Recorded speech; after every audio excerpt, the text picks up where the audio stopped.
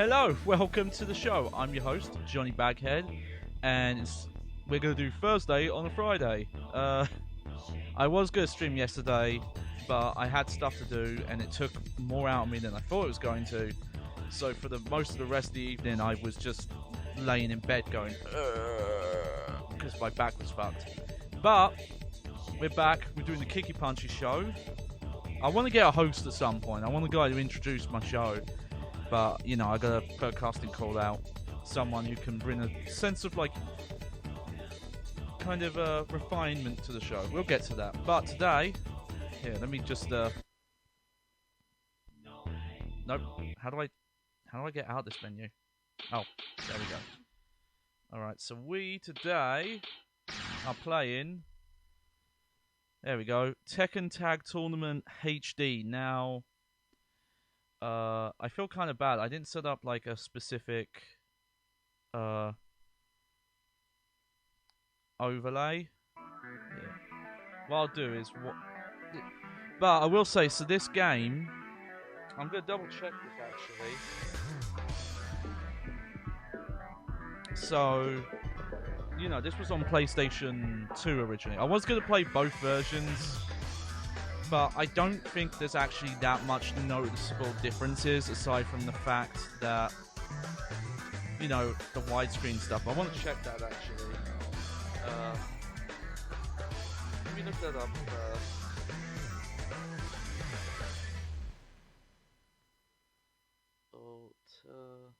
Tip display mode. Here we go.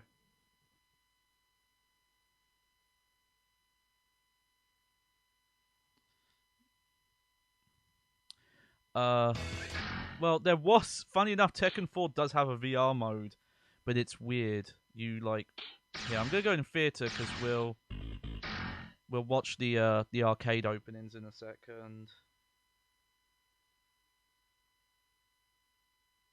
Hang on.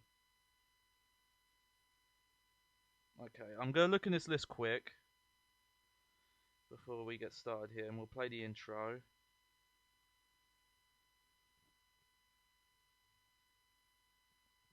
There we go, we're almost there.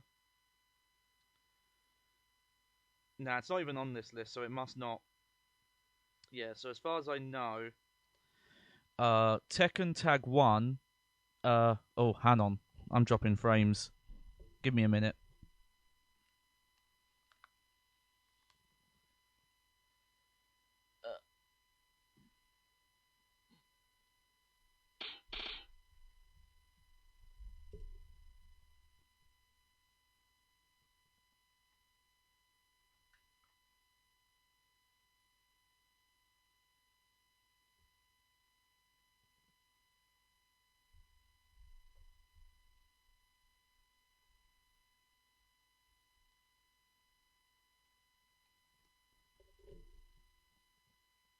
Why is it doing that? Hang on.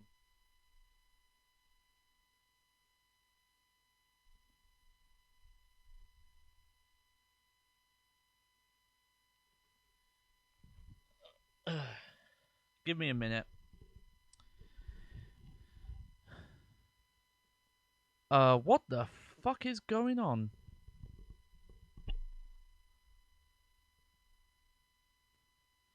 Hang on, let me just... I'm just gonna go to this screen for a minute. Yeah, my CPU usage is being nuts. It's like at 50%. I'm on a fucking BRB screen. There we go. Now it's going down.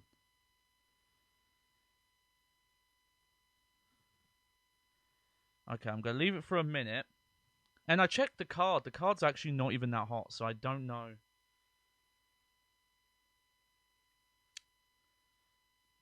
Okay, let me go back in. Now we're back with the game. Huh. Okay, seems good for now. At least it was fucking like dropping frames before we were playing, because that would have been annoying. Okay, now it seems fine. I think what it might be as well, actually, is like if the card's like at a weird angle or something, I think that also causes issues. I don't know. Hang on. Okay, also my contacts are like way too blurry today. I don't get it. They're fine if I look at my TV, but when I look at text, they're a bit funny. I should be good. Okay, we're good. So yeah. So I'm actually not aware of the place. This might be one of the few like PlayStation 2 to HD ports that is quite uneventful when it comes to changes, and in a good way. I mean, like it turns out, I think a lot of people didn't realize because you had to have such a specifically good memory of these games to remember everything. But almost every single PlayStation 2 to HD port would have issues because they would use like visual and rendering techniques that older consoles could do, but modern consoles didn't do because they were like tricks that you didn't need any longer. Hmm. Hang on, sorry. I'm trying to keep an eye on my CPU thing while I'm talking because now it's going back up again. And I don't know why. Yeah.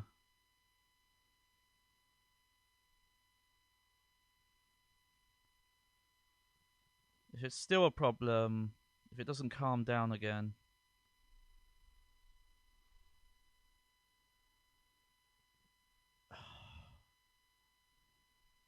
I really should just buy a new fucking computer. I keep saying I'm gonna wait until, you know, I can take subscribers, but at this point I maybe should just... Well, it's going down again. I don't know. I checked the capture card. It wasn't even that hot.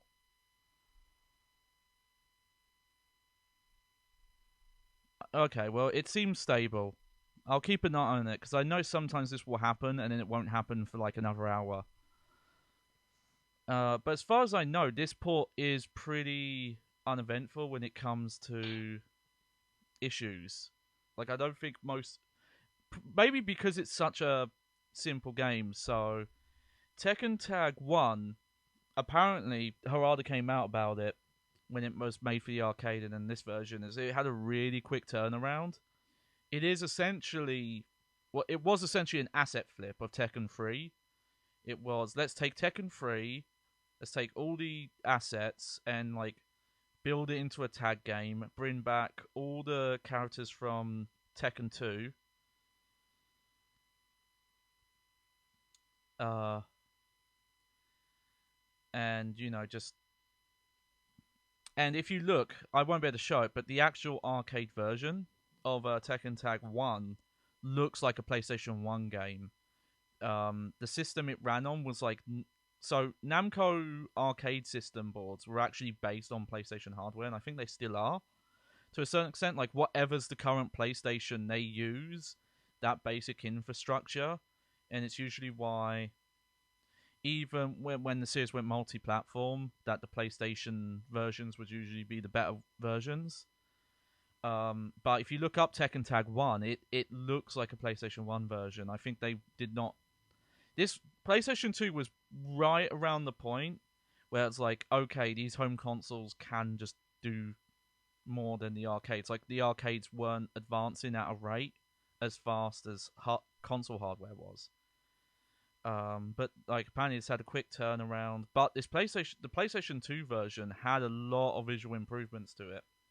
But it is also like a pretty simple game. But for example, in the PlayStation 2 version, the backgrounds were still pre-rendered. No, in the arcade version, the backgrounds were still pre-rendered. Whereas in the PlayStation 2 version, they're actually 3D rendered. Here, we're going to play the opening movie for a bit. So yeah, as you can see, they weren't able to widescreen render this, but that's fine. I'm going to say I'm glad this came out okay, because in a bunch of remasters, they like really fuck up their cutscene, like their pre-rendered cutscenes. Like they'll try and stretch them to widescreen and it'll look like shit, or they won't export it properly.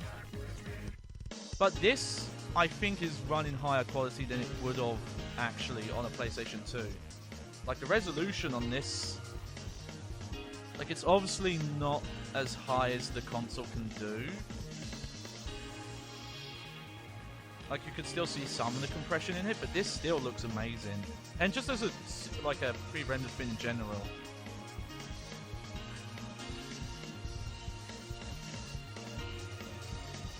Yeah.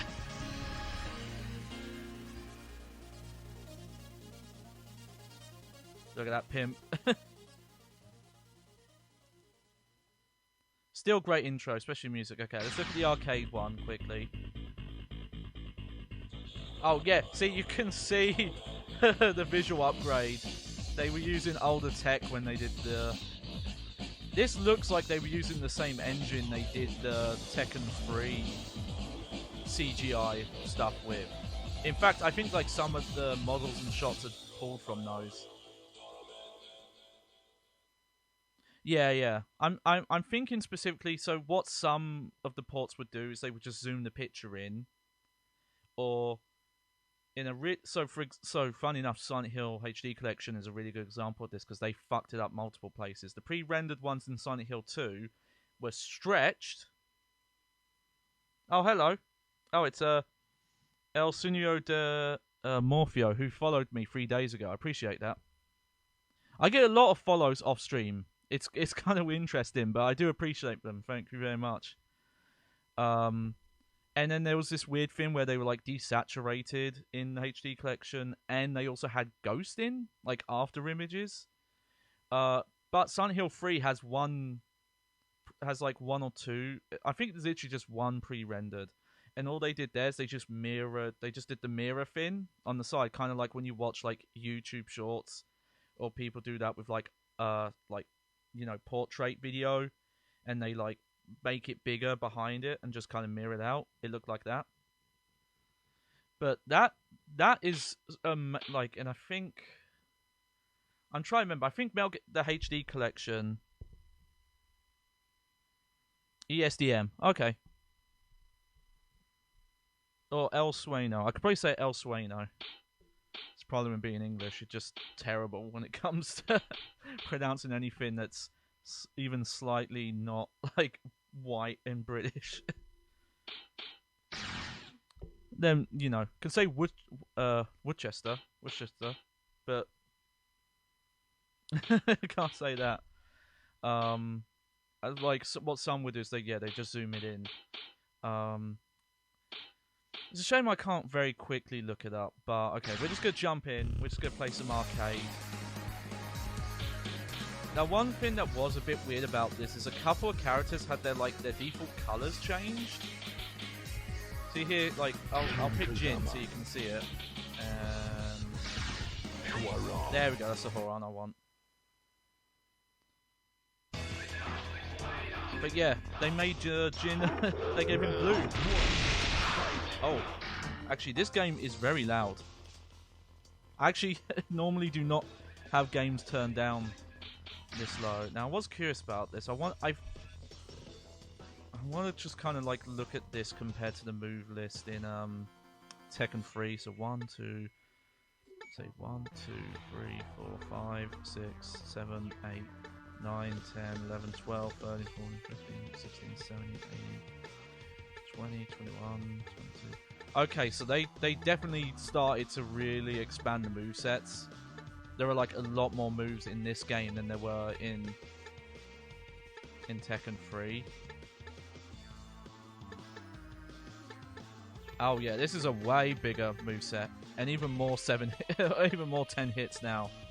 There's always throws. But this is just Tekken 3. You still got the scrolling backgrounds. But I think this is a pretty good widescreen conversion as well. Because what a lot of, especially in the PlayStation 2 era, would do... Hold on, I want to try something. Okay, what's the tag button? There we go.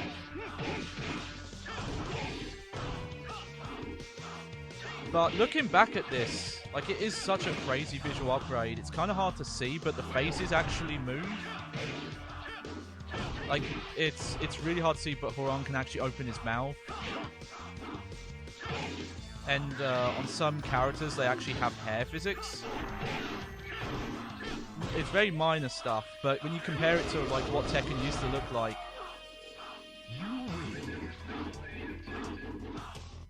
yeah, see, they actually have facial animations. It's like quite impressive for the time. But I think here they actually zoom the camera out to make it widescreen.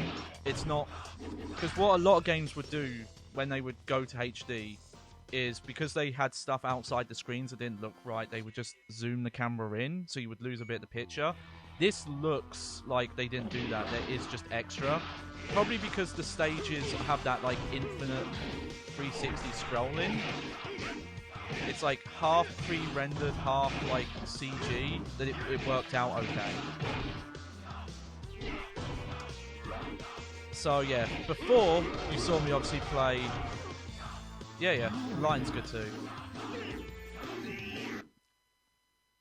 But I think they used like the PlayStation 1 Tekken 3 models as a basis. Like straight up, I think maybe these models were originally made high quality and then were made lower compression for the like in-game stuff. But it's really subtle to see, but I think Jin has hair physics in this.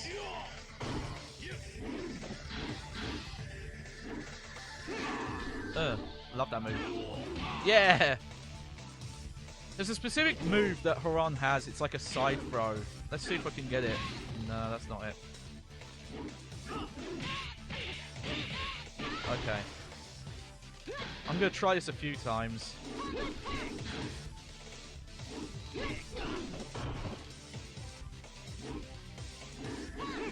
This one! I feel like this would kill you in real life. Oh, I wish we could play Tekken on Arcade. Hey, well...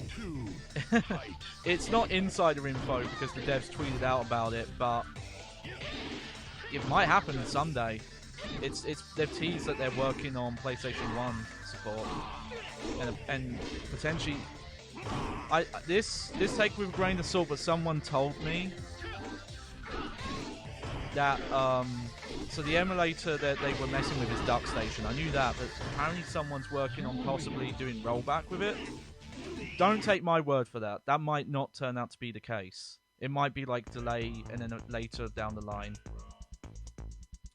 But yeah, one day.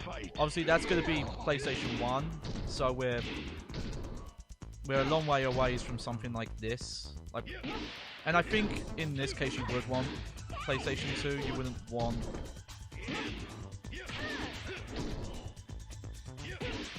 you wouldn't want the arcade version. But yeah, this is... I will say the fidelity does make the scrolling floor really obvious. Like, this just looks like we're on a treadmill. And I think on PlayStation 2, this would have been a bit harder to notice.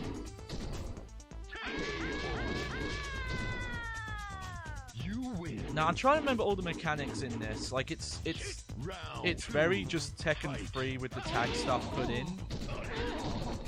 When you see the health bar flash, that means if you tag, the partner does more damage, which that ended up being into Tekken Tag 2 as well. And there are some moves, here, I'll do one of them, that have specific quick tags. Horan has it as well. I think if this one hits, there we go. So you can do like tag juggles.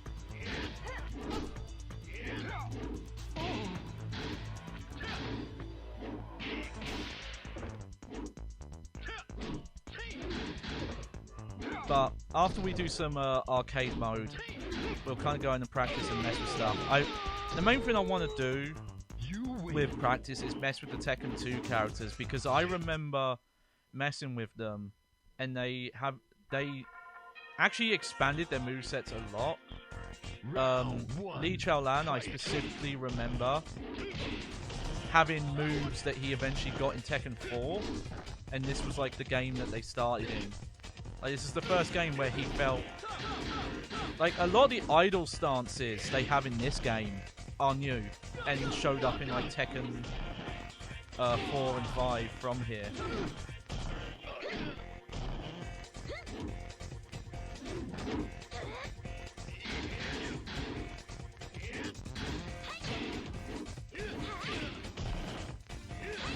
Oh, don't slap me.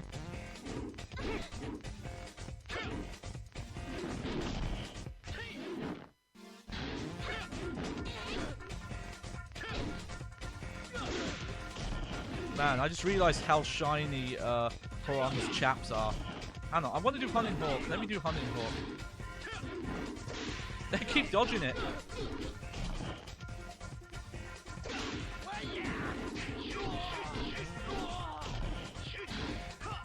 Let me do Hunting Hawk. And now I'm moaning at me because I'm fucking up the input. Hey, we won still.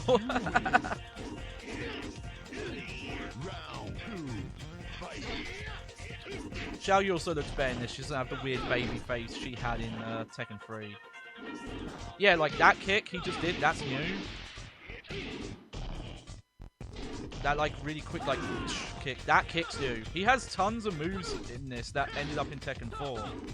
It's really interesting that like though the mechanics and the physics, all that stuff is the same as Tekken 3, this must have been their testing ground for like, oh, this is what we want to do to characters in Tekken 4 that are coming back. Though I think not a lot of Tekken 2 characters are in Tekken 4. But you know, Tekken 4 is 4.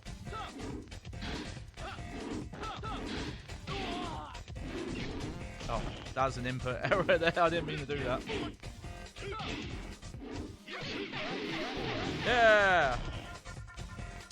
Well, so the thing is, it's kind of hard. It sounds silly, but like Jin is he's still in school. He's supposed to be like 16 or 17 in this game, and him and Xiao Yu go to the same. That's the school they go to, and that's why they have like unlockable school outfits. It's also interesting because if you look at some of the stages, they are like remakes of Tekken 3 stages, just way more advanced. And yeah, here's Kunimitsu. Whoa! That's a different move. That's almost something like Raven gets.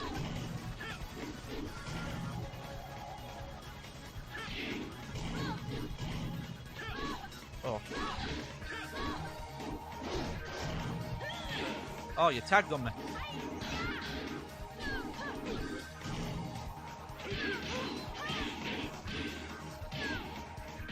There we go. Still feels good. I mean, it's based on Tekken 3, of course it does. But yeah, this HD version is so nice. And okay, this is the thing we really need to talk about: is how weird this release was. So most HD releases got got a physical release, maybe part of a collection. And if you think about it, a collection would have made sense, you know. Oh, here's Tekken 1, here's Tekken Tag 4 and 5, all in HD. Like, you know, that sounds like, oh yeah, that's easy money. But that's not what Namco did. What they did is they put out a game called Tekken Hybrid. And what Tekken Hybrid was Tekken Tag 1 HD, the CGI movie Bloodlines, and a weird demo of Tekken Tag Tournament 2 that had exclusive costumes and even achievements. It's one of the weirdest packages ever. I kind of love it though because it's so weird. Yeah, like this is clearly a remake of Xiao Yu's stage. Oh, that's weird. Sometimes when you hit Electric Wind God Fist, they launch backwards.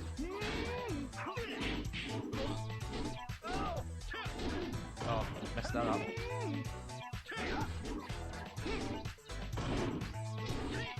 Yeah. Oh yeah. All right. There we go. Oh, that's too much. There we go. This is a really loud game though. I've actually got the game audio turned down quite a bit. And yeah, there was, and it's weird because considering the kind of the scale of Tekken Tag 2, sorry, Tekken Tag 1, they never put like a separate release out of this game, like a downloadable.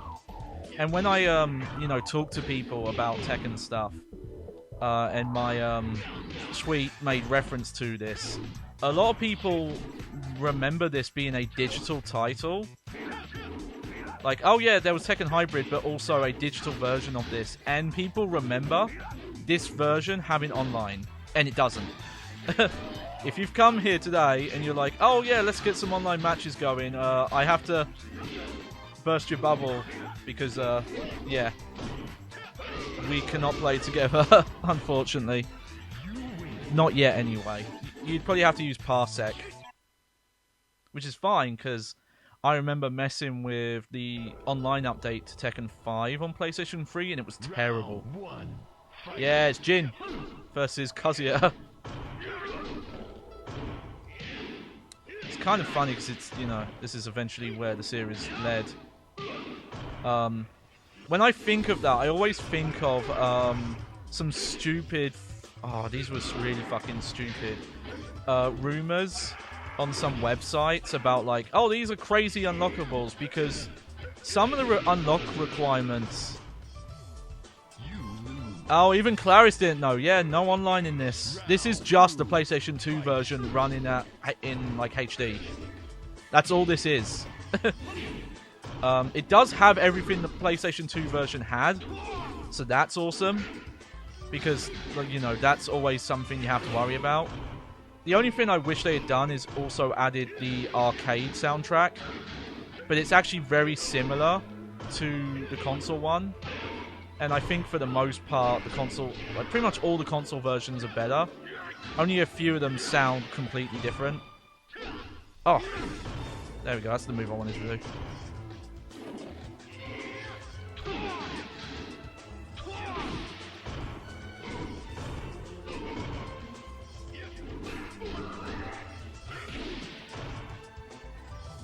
There we go. You win. Tag battle. Fight. I love how compressed the announcer is. It's like as compressed as it was on PlayStation 1. I think this version of Ogre, we'll have to play as him and see if it's like Tekken 3, where in the boss mode he had more moves. Okay, there are some changes to the physics. Because in Tekken 3, that like double kick move, you could not get follow-ups on.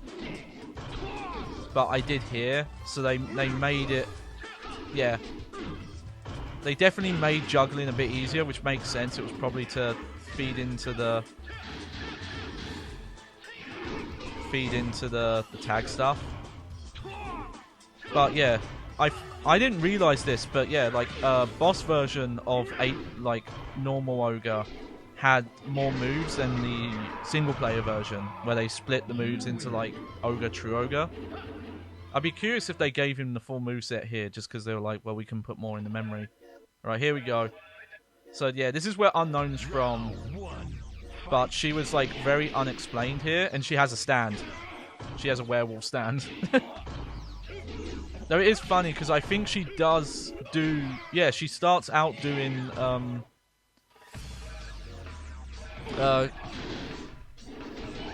I've forgotten the name. Jun Kazama's moves. So that's why people originally thought she was Jun. And that's why I think for Tekken Tag 2 they kind of, you know, changed the story. Though bearing in mind, Tekken Tag is always... I think we're... Okay. There we go. We're gonna get the... we're gonna get the Horan ending.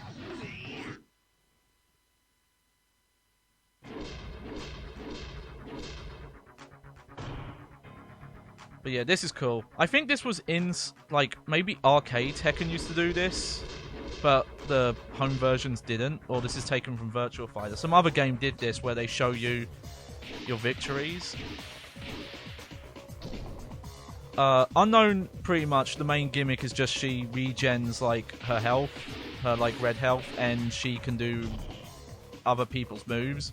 I think if you play her in single player, after every round she just changes. Well, she might be able to change mid-fight actually. I forget what it is. It's something weird. Yeah, there you go. There's arcade mode. I don't know if I'm going to do it today. I'm tempted. So I actually have all the trophies in this game except for one. Yeah, that's a good replay. And it's to beat... I think it's beat time attack in under 6 minutes. Which is not easy. Look, that took me like almost 12. It's an interesting soundtrack because it is more chill and like lo-fi. I feel like a lot of this music you could put into like lo-fi beats to practice combos. There he is. There's Harada, Tekken project director.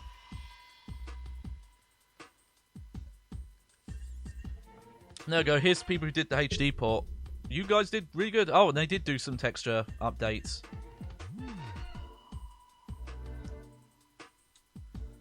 But, yeah, like, you have to get this on disc. They never put, like, a digital version out of this. Oh, yeah. Good job, Mike Pearson. But, yeah, it's the only... It's the... It's the only trophy I don't have in this game. And I still want to get it. Because I actually have like a good track record of getting platinum all the trophies in Tekken games. And this is the only one I never did it in. I'm not counting the Tekken Tag 2 prologue demo. Because that had less trophies. Oh no, weird. We got Jin's. These endings are very weird, because they all have this song, and they have, like, dialogue, but you don't get to hear them. But yeah, remember, Tekken Tag and Tekken Tag 2 are dream matches, so none of this is canon. That was kind of a crap ending. Considering they were playing off the whole, like, oh, what if they met? And then he's just like, that was it. We'll look at the endings, though. One good thing about this version is there was no having to unlock everything. Like, all the endings, costumes, everything's just unlocked from the beginning. So you don't have to waste time unlocking everything. Oh. Yeah. Did they not have money to... So... Harada came out about this. People didn't know this at the time. I think it's because they made this game. It was made really quickly. It was made... Maybe this is the arcade version and then to the PlayStation 2 version. Because I think the PlayStation 2 version was a launch title. Oh, there you go. Special character design on the Nano costume. They had a really quick turnaround on it. It was like less than a year. They made the arcade version. So it was just reuse as much assets as you can. So they just reused as much assets from Tekken 3. And if you look at the arcade version, you can see it. The arcade version is definitely mostly reused assets from Tekken 3. And then, I don't know who worked on, the PlayStation 2 version. Because the PlayStation 2 version, they did a lot of work. Because the visuals were, like, really improved. So yeah. So we have all the modes here. I don't have versus, obviously, because I'm playing on my own. But in case you were doubting that this game had online, it's like, well, there's no menu for it. But if we go in the theater, there we go. We got all the endings. The one cool thing is because all the endings, except for unknowns, are done in engine, you can see them with any costume.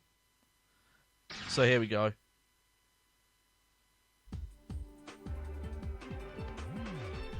But yeah, I wonder if these were in the arcade version. I imagine they're not, but you can see like they had less time because they're like, well, we don't have the time or the budget to do full pre-rendered movies. I imagine it was like there was already a team working on Tekken 4, so that's what they were putting their work in. Okay, let's see Horan's, because I was really annoyed we didn't get to see his. There we go. He's like, yo, we're rivals, you and me. What's this weird biker outfit? And Jin's like, I really don't care. By the way, this is still their storyline. Their storyline is still Horan is like... I think he thinks Jin is like a bit too pretentious and righteous and a bit like, oh, I'm all serious. So Horan's always like, oh, I want to, you know, humble you. And it's still like that. But yeah, all the endings here are short like that. It's also interesting you look like not every character has the alternative color stuff. Yeah, these are like shockingly good models for the time. And from what I understand, they did not do a lot of touch-up work on them. There you go, he's like, oh, I'm going all devil mode. Because I think at this point, like, aside from the fact that Kazuya was possessed by by Devil. Oh, I've got to watch what I say today. They still didn't have the canon that he was just evil the whole time. All right, let's go in order here then. So yeah, so they brought Beck back, who like Horan replaced. Well, again, they brought him back a few times.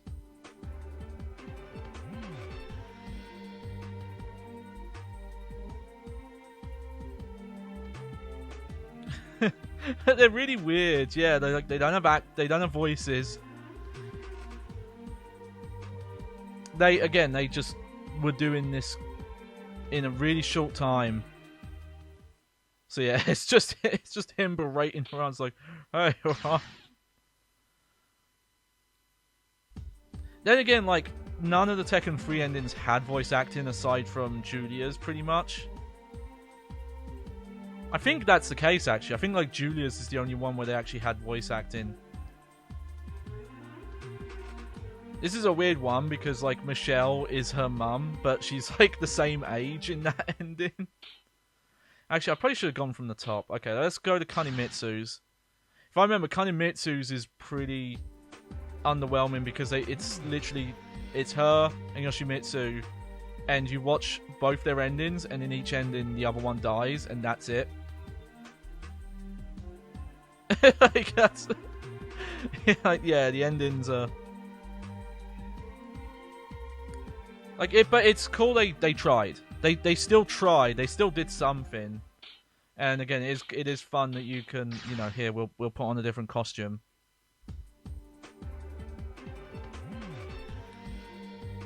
That's a cool costume, which I think, funny enough, this is how she more looks in more, like, when they brought her back. I think this was more the basis, where they let you see more of her face. A little bit tucky, that costume. Alright, let's go for Bruce. I wonder how many fat people are, like, fans of Bruce. I always feel like, yeah, fight the camera. Look at this one, they couldn't even afford to make another model. So he's just fighting the camera. Oh no, there he goes. He beat up, yeah, there you go, he beat all the Mishima guys up. Yeah. We both said Taki there. Nice. So there you go. So Kuma and Panda do have separate endings, but they're lumped together still. Yeah. This ending's good. See, this one's good. It's just a good ending. Yeah, look at them. They're so happy together. I can't stress enough that I think this facial animation was quite mind-blowing for the time.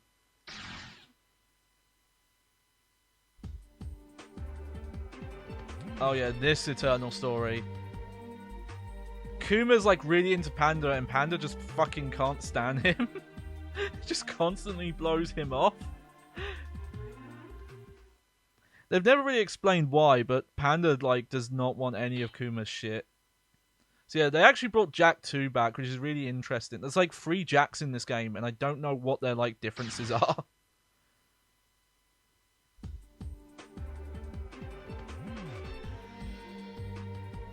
There we go. Jack and Prototype Jack hanging out together. I still love Prototype Jack. He's so stupid, but I love him. Oh, they're shy. What was that? Are they shy? What was that ending? Oh yeah, Lee. Is this the suit? Is this the first time you got the suit? The whole tuxedo? Yeah, it is. Oh yeah, this one he just fantasizes about beating up his like adoptive family. That's it. He's just like, man, wouldn't it be so cool? Yeah, Panda's a girl. That's her whole storyline. And Kuma's like wants to marry her or something. Okay, so we saw Beck and we saw Michelle. Oh, weird. Armakin only has 1 costume in this.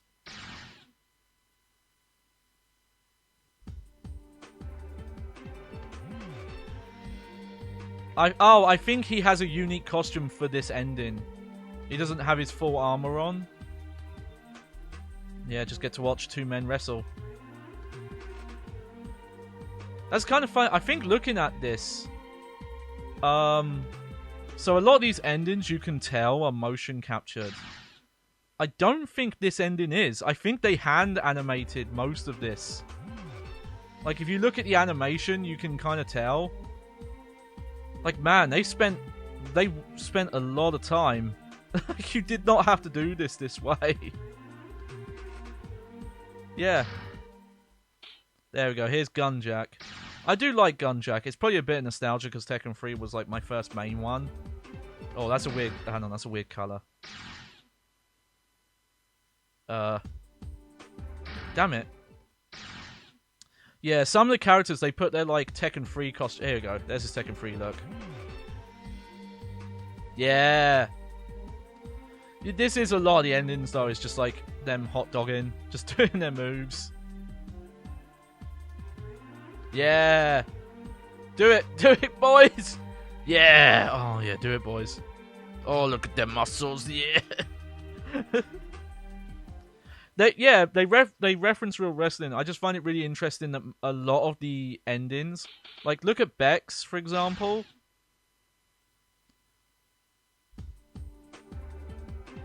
This one is clearly motion captured, but was like very easy to do. But the wrestling one, they could have like hired wrestlers to do like a routine and motion captured it, but they didn't. They just animated it themselves.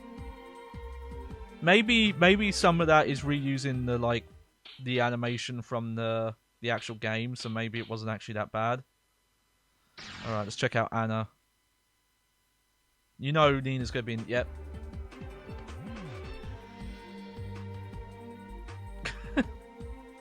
Her proportions look a bit weird in this game. I'm gonna say it. Oh! Yeah, see, this is still the era. For some reason, they still liked having Anna's endings be, like, Anna getting owned. they were still doing it. I think it wasn't until Tekken 5 where they actually had, like, Anna show up. I mean, yeah, well, that's the thing. With the money stuff. Obviously, if you want to motion capture 2 wrestlers, you have to go and find them, and I don't know, this is still early in, like, motion capture technology. So maybe they were like, well, we can't use motion capture suits with you guys bumping and taking, like, bumps on the canvas and stuff like that. That's an interesting one. I don't know if, like, Lei ever has issues with Brian. I know whole Brian is a criminal, so fair enough. Alright, what's this ending? Oh, it's just Lee's. It's just another one where he's, like, imagining beating up his fucking offspring. It's like, yeah, beating up my offspring, so good. Let's check out. I want to see if he's got his, like, Yakuza coat in this. Yeah, he does. This outfit needs to come back, and it can't now. Alright, Gun Ryu. who I think is like Harada's favorite character that no one likes. What's his ending? It's gonna be stupid, because all his endings are. Someone on the Tekken team really thinks that people being rejected in love is like the funniest thing in the world.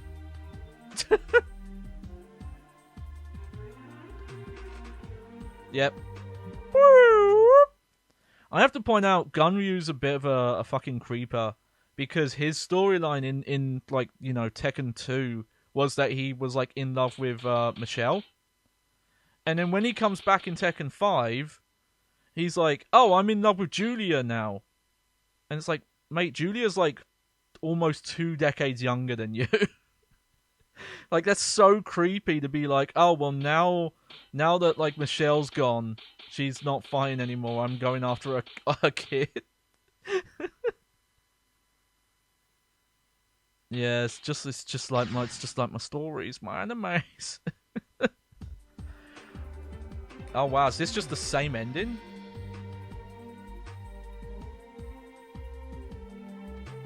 Look at that Japanese knee pose. Oh, it's like okay, it's the sequel. Wow. Wow, you see that? That's the follow-up to Michelle's ending. 2-parter. Yeah, some of these where if they'd like done kind of like joke stuff for all the endings, I think. Because, yeah, the serious ones... Yeah, that's their hint that there's something up with the Kazuma bloodline where they can, like, repel the Devil Gene, which isn't a gene anymore, because they retconned it. Well, no, it is, but they retconned it in a weird way. Oh, wow. Wow, she has more costumes than anyone else.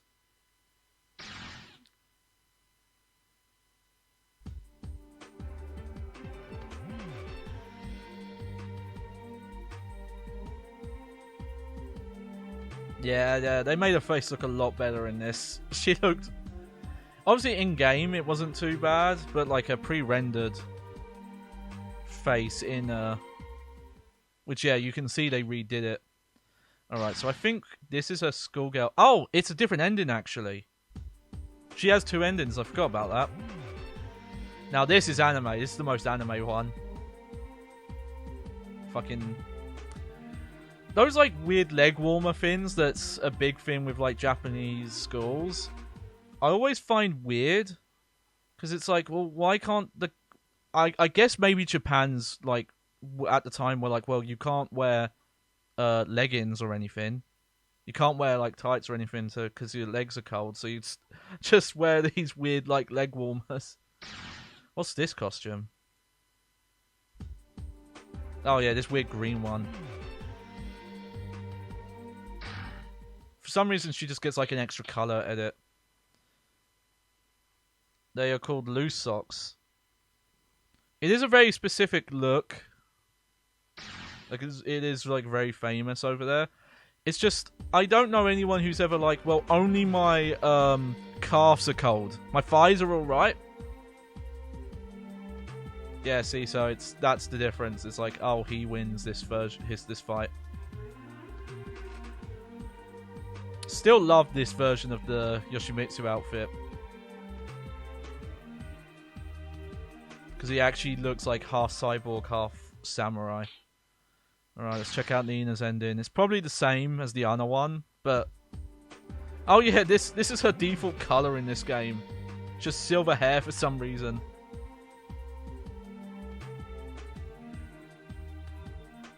They do this every so often, like when they do kind of updated... Okay, it's the same ending. It's just... That's fucked up. That's the same ending. It's just... It zooms in on Nina instead. Alright, here's Forest Law. Oh, if I remember right, this is actually a really good ending. I'm not going to spoil it. Which, I believe this is actually a remake. Yeah. This is kind of a remake of the Tekken 2 ending with martial law. It makes sense they didn't put martial law in because his moveset was identical. But God, I wish I could pause it. Like, they had a lot of fun tweaking the faces in those still frames there. Like, look at Law's jaw. His jaw is, like, dislocated. Like, look at it. It's amazing. Okay, we saw Horan's. Ah, Eddie and Tiger get their own endings. Nice.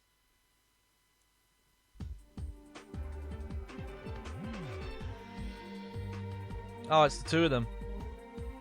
Well, there you go. Eddie and Tiger confirmed they're different people. Oh, shit. I mean, that was always the case, though. Weird. So what's Tiger's? How's this his different? Oh, okay. His is different.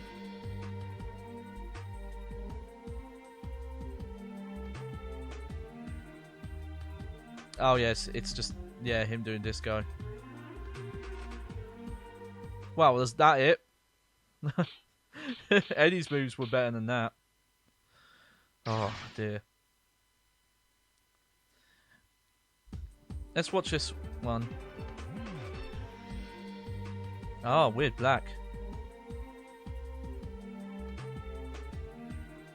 Oh, yeah, by the way, Paul and Kuma are actually rivals. That's actually canon. That's his, like, main guy that he goes after. For some reason. That one's kind of interesting because that's kind of a reference to what they made canon, that Paul thought he won the Tekken, the King of Iron Fist tournament free because he beat like Horiarchi, but he didn't beat Ogre. But I was gonna say about Law, this reminds me, I mentioned it in a previous stream, I'm pretty sure, about the one of the composers for Street Fighter V claiming that an insider told him that the Bruce Lee family weren't letting Fei Long into Street Fighter anymore because they only want like respectful homages or similarities. And I was like, yeah, has this guy never seen a Law ending? Because like all of Law's endings in Tekken's are joke endings, and I'm pretty sure that's still the case in Tekken 7 even. So really, it's like, what are you talking about? And then he claims that people got him blacklisted. It's like, no, mate. Capcom saying they don't want to work with you anymore does not mean you've been blacklisted by the industry. It just means you've pissed off one company. It just means you got fired. Oh, this is straight up. This is just Kin's throw combo, which is really hard to do. Like the execution.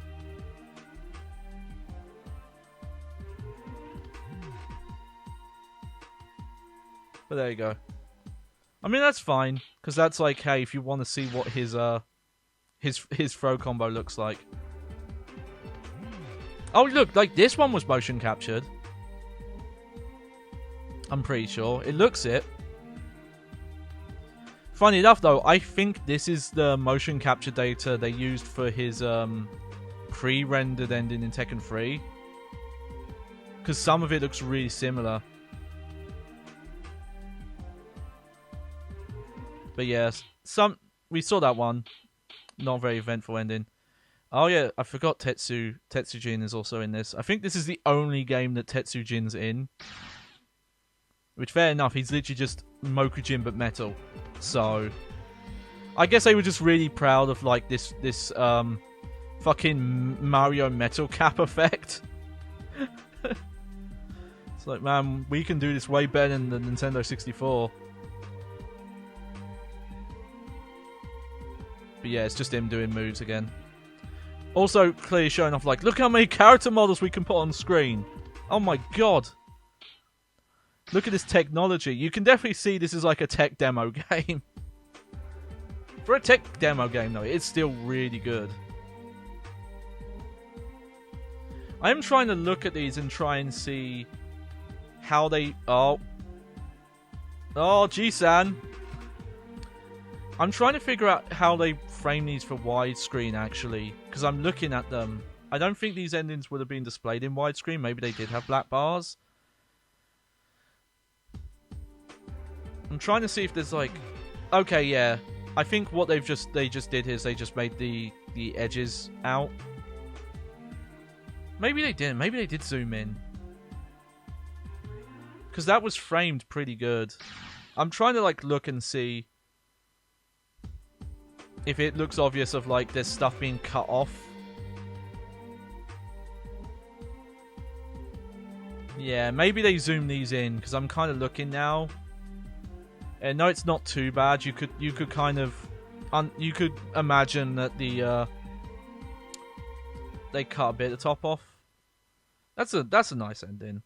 I like that one because it kind of implies, you know, Kazuya still really cares about Jun.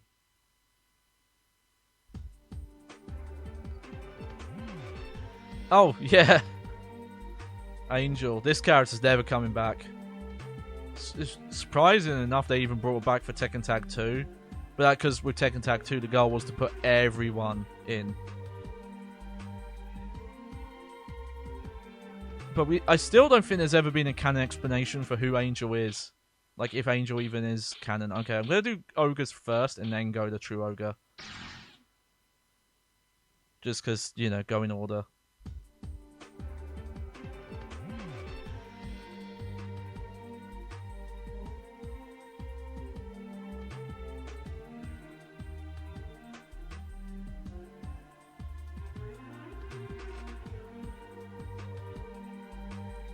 Oh, her model looks a bit weird. Her face model looks a bit odd. Okay. Kind of cool. It's like the two final bosses squaring off. Oh, this is a weird colour. I do remember when I did play this, I think at the time I always found it really hard to figure out that one of his arms was a snake. And this game made it a lot more clear. It's like, haha!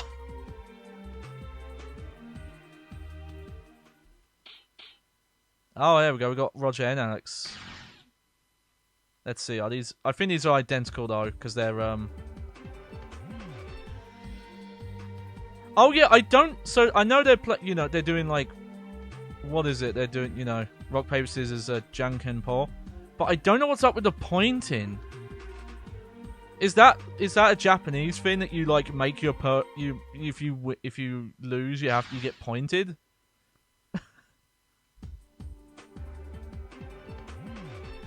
Like, is the joke that he's just doing rock every time? Yeah. But why do you point? What's the point mean? What is? I've never seen that. Like, even in like Japanese anime or manga when they talk about rock paper scissors, I don't think I've ever seen them do the point. I don't know what that's about. Here we go. So yeah, here's our one pre-rendered ending cutscene.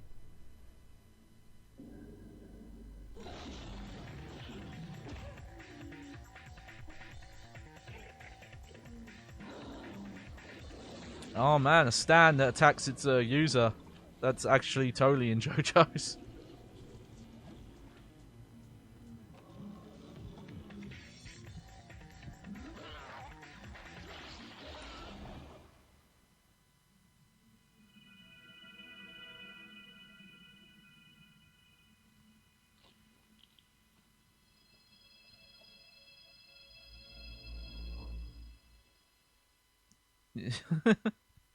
There you go. Well, there you go. There's all the endings.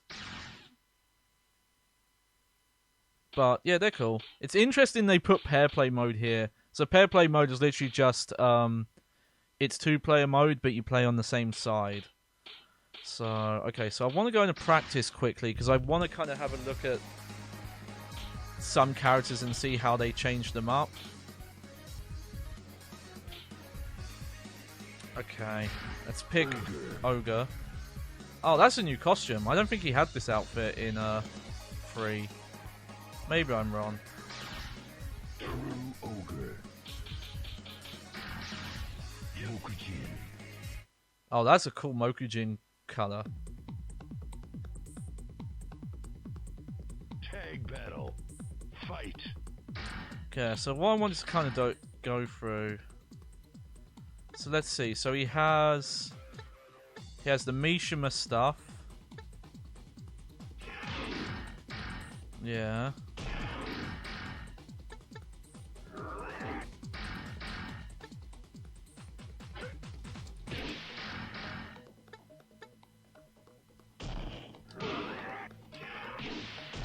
Yeah, he still has that. And those weird moves. And there you go. So yeah, so I think here he has his like full moveset.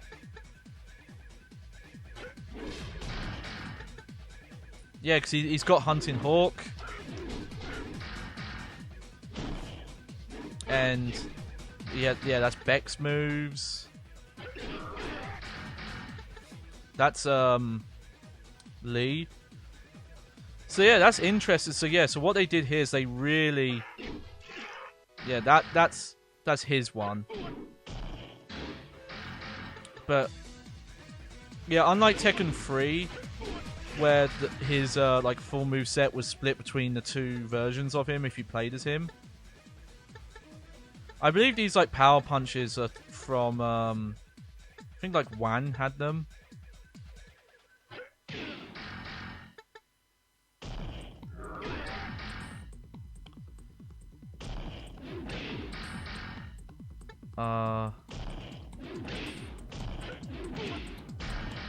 Though I think he's got some Bruce moves as well.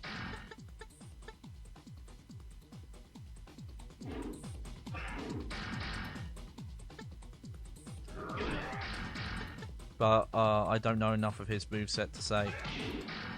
I think a lot of the while rising moves, there's like a lot more in this game. Yeah, that's the Lee move there. So he definitely has a way bigger moveset. Let's check out. True, let's see if they've got anything different. Okay, so that's different. So he's got some like Roger moves. Oh, that's not even the move I meant to do. I was seeing if there's a way to turn on like inputs. Because you could in some games. Is it hit analysis? Oh no, this is just the... Nah, that's not the move I'm trying to do. But that's cool. Okay, so some of the characters I want to check it out with some of the Tekken 2 ones. So I really remember them having very expanded movesets.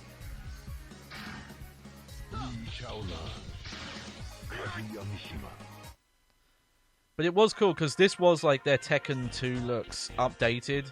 Tag battle. Fight. Like, yeah, so he's got that. Yeah, so that kick, that's a Tekken 4 move. So straight up, they were starting to put in... And I think that's a Tekken... Yeah, that's... Yeah, a lot of these were... Yeah. That's really interesting. Oh, there we go. Yeah, that's classic, obviously, that one is. There's lightning uppercut, of course. And this weird move. Which I want to see someone do in a real fight. But yeah, he definitely has... I think Misstep was in the older Tekkens as well. Yep, rising uppercut.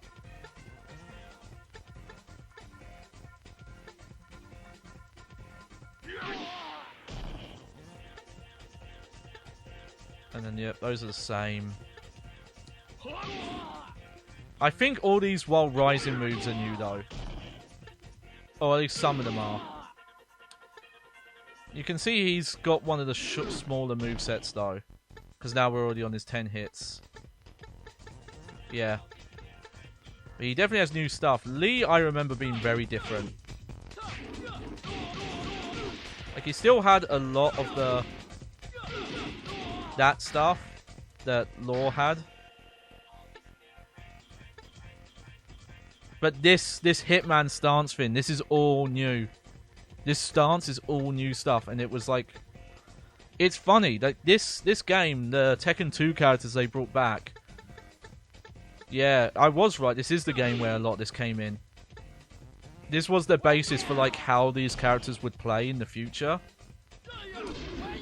So even with the limited time, they did a lot to make the Tekken 2 characters. Because that's one of my things I'd say about Tekken 1 and 2 is like, yeah, the extra characters unlocked have like almost identical moves to their counterparts. Yeah, that he did have in 2. Oh yeah, there's the Mishima statue because he owns the school. That's classic lore there. That's still lore stuff there. I think later on they kind of messed with that stuff more. That's a new kick though. As is that.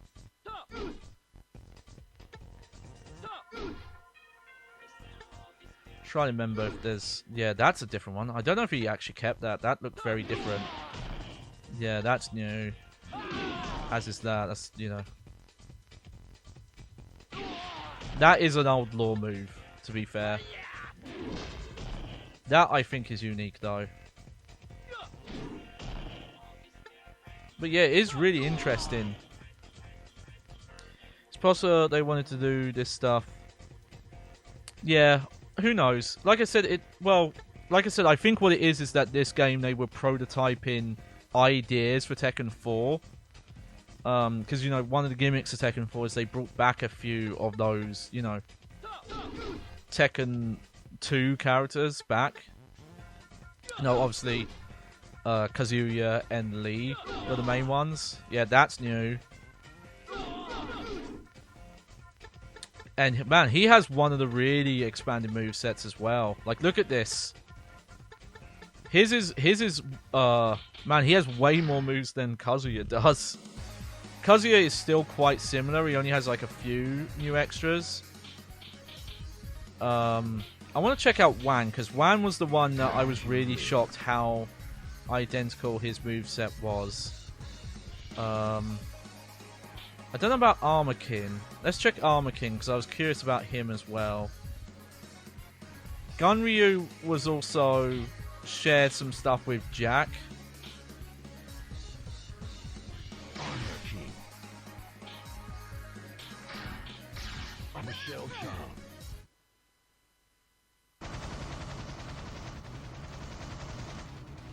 Tag battle.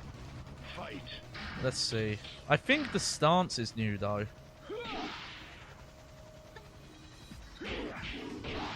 Okay, yeah, that's still a Michelle one.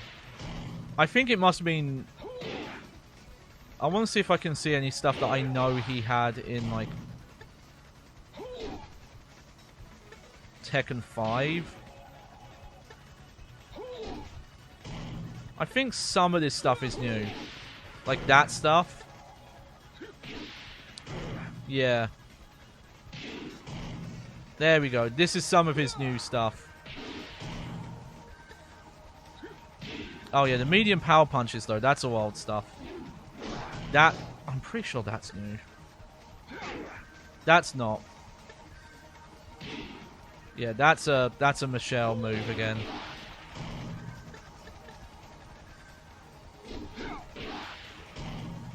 Yeah, so him, they didn't change up too much. They definitely gave him more stuff. But he still has a lot of Michelle moves. Like, that's even called Tequila Sunrise. Like, why? Why would a Chinese guy have... What about Armakin?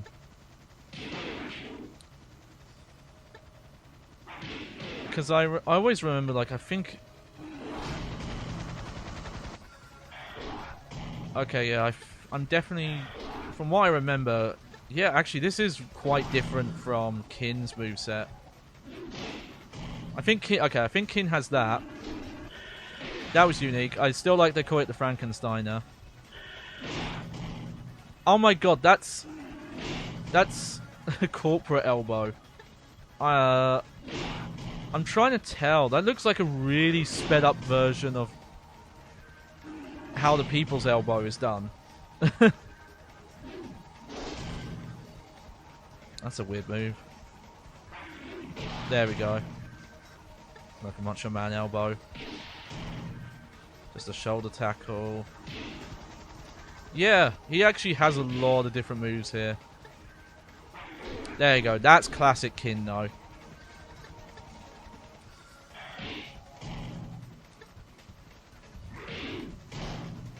I think they both have that.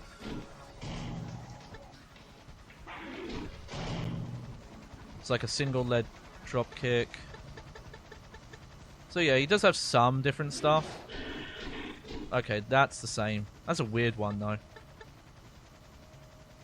5 is definitely when Armakin got a lot more different stuff. He became a unique character, for sure. That's the one I actually like playing as him. I want to check Anna as well, because I always remember Anna and Nina being almost identical. And it really wasn't until, again, 5. They changed her up. I don't know why most of her costumes give her silver hair, though.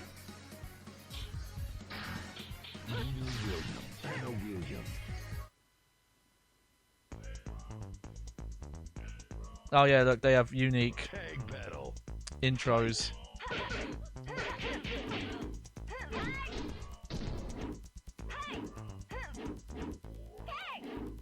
Let's see, this... Yeah, I think these are all quite similar. Like, if we swap...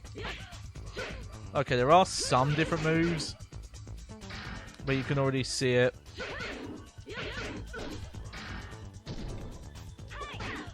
Like, yeah, they are very similar still. So yeah, you can see like the small steps into what they'd eventually do. Okay, this is the one I'm really curious about. I don't remember if they made Kunimitsu very different.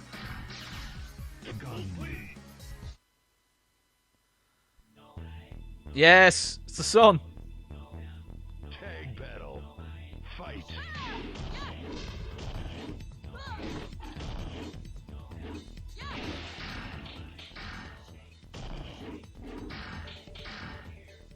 Let's see. Yep, that. Yep, that's Yoshimitsu moves. I think that's different. Yeah, I think these little stab, those are different.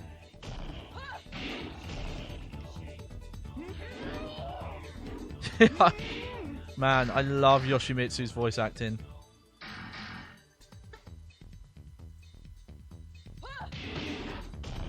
Okay, so yeah, this is the unique stuff they gave her, is all this dagger stuff. Which I'm pretty sure, and that, which I'm pretty sure she did not have. That's a weird one. What's that do? Oh, that's new. That's an interesting one. It's kind of interesting, because yeah, she didn't come back until like Tekken 2, and then Tekken Tag 2, and then she was DLC for Tekken 7, which I haven't played her in. Yeah, I think that's new.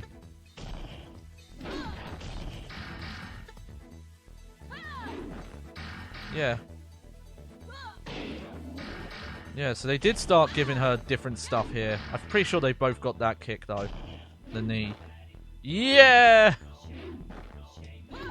There we go. Okay, that's the... They both have that. Hers is a little different, though. Okay, she has more she can do out of it. Whereas I think, yeah, for Yoshimitsu, that was like a combo.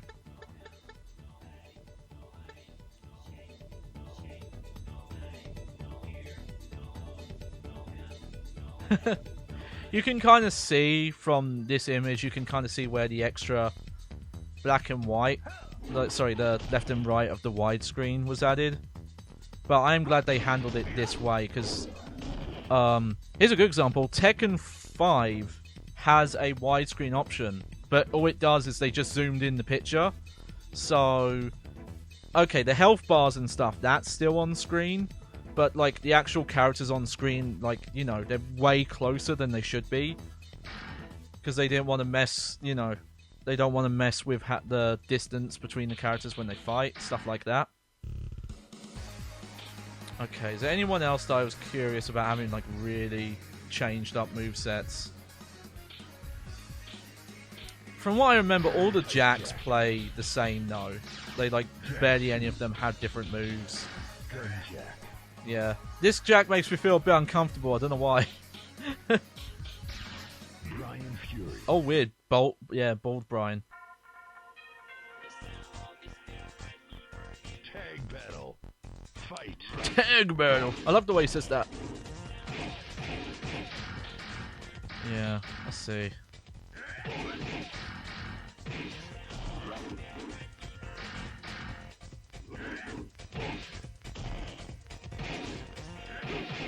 Yeah, like, look how similar they are. Look at their command lists. Okay, there we go. That's... It looks like... Let's check. Okay, so Jack doesn't have that. Jack 2 doesn't have the hover, but I believe Gun Jack does have that. Let me check him. Gun Jack. Gun Jack. Oh no, you can pick Tetsujin and Unknown on this screen. Weird.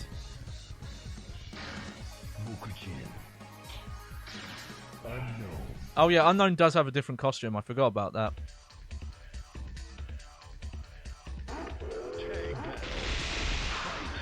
Okay, yeah, so Gunjack has that.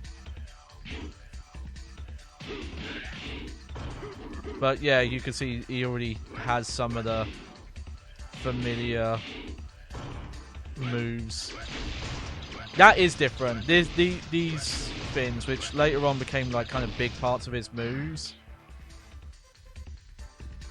Who am I? Oh, I'm one of the Julias. I'm one of the Chans.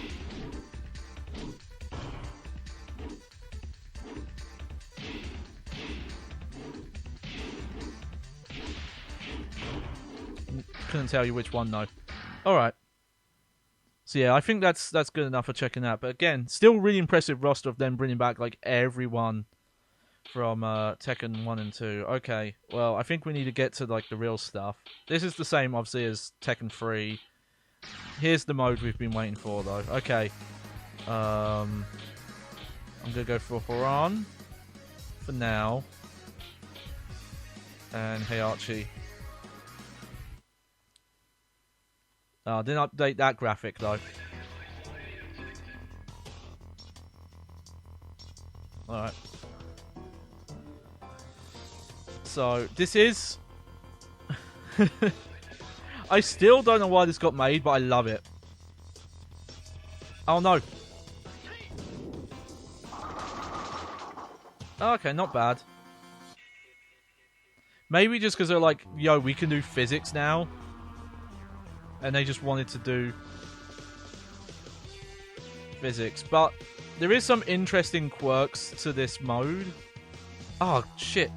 Again? Okay. So, like, every character has different properties. Like, some of them are right-handed, some of them are left-handed. They have, you know, like, different strength. And then there's some like really interesting gimmicks with some characters. That's what I've got to show off next. Yes! Yeah, okay. So, I have to do this first though, hang on.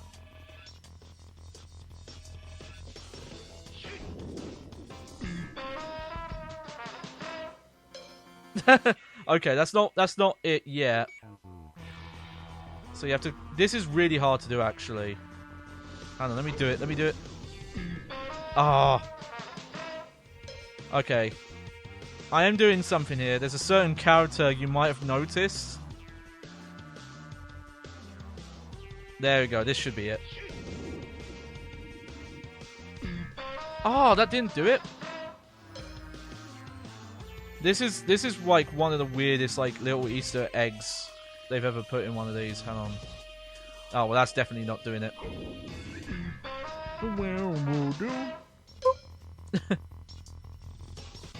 Okay. Oh, that's still probably too fast. Oh, this is a lot harder than I remember. Maybe I'm doing it wrong. Maybe I shouldn't be as far to the right. No, I think I do want to be really far to the left. Oh, that might be it. That might be it. Oh, okay. Maybe I need to put more spin on it. I think Heihachi's also more stronger because his meter, like, look at his meter go there. Oh, yeah. There's actually a trophy for doing this. I am trying to do something here.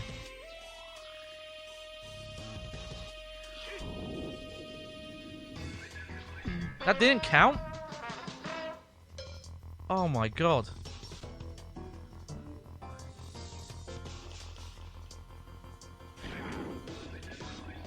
Okay, you can't do it with Heihachi. He throws too hard. Maybe I'm doing this wrong. Maybe you actually want to do it from this side. No, okay, you do have to do it as far to the left as you can. But I'm starting to think Heihachi just can't do it. Yeah. Horan feels like he should be able to, though. Oh, this has got to be it. No! Oh. I'm going to keep trying this. Then we'll play proper.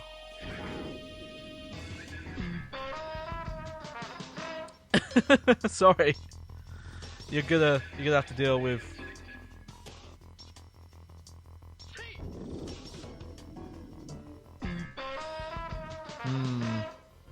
Okay. Okay, I'm gonna try a different characters. I think maybe I need someone who doesn't throw as strong.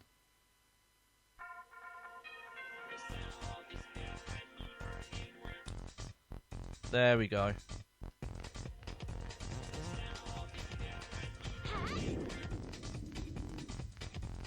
There we go. We got it! We got the KO. If you do it right...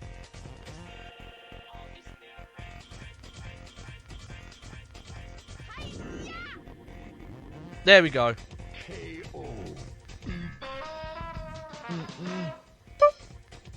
There we go. You see Dr. B's gone now? Yeah, that's what I was trying to get. Okay. Alright, let's do this proper. I'm going to do something goofy, though. I think... if I pick these two... Let's see, do these two have it? Some characters have some, like, really crazy... Yep. They've got Terminator vision.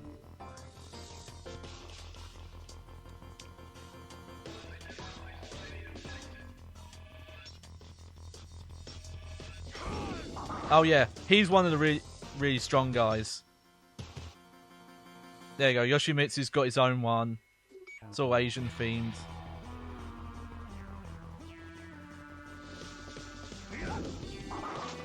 Oh.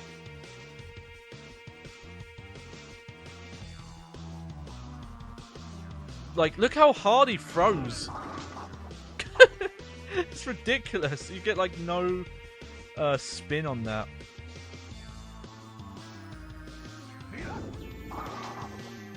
There we go. I do love though Tekken Ball has actually come back like a few times. But in like it's always been in weird places, so The first time it came back is it was an exclusive extra mode. Oh my god. That's not gonna... Yep. It was only in the PSP version of Tekken 5 Dark Resurrection, the like update that added a bunch of extra characters and balance changes. Oh look, we got like a line so we can make sure we're dead on. And then they it was DLC. It was one of the early DLCs for Tekken 7. That version's really cool. They made it really stylish. Yeah, he throws so hard that it's almost... I feel like it's like too hard to even get strikes. You will notice that if characters throw too hard, you can't really get strikes with them because the pins will just fly too hard.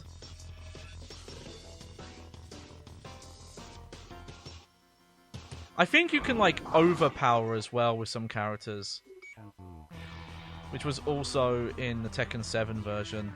The Dark Resurrection version of Tekken Bowling I've actually not played a lot. By the way, the pins here, these are actually what the trophy you get if you win the King of Iron Fist tournament looks like. Oh! Oh, that was almost a strike! Oh, there we go. That's a good throw. Okay,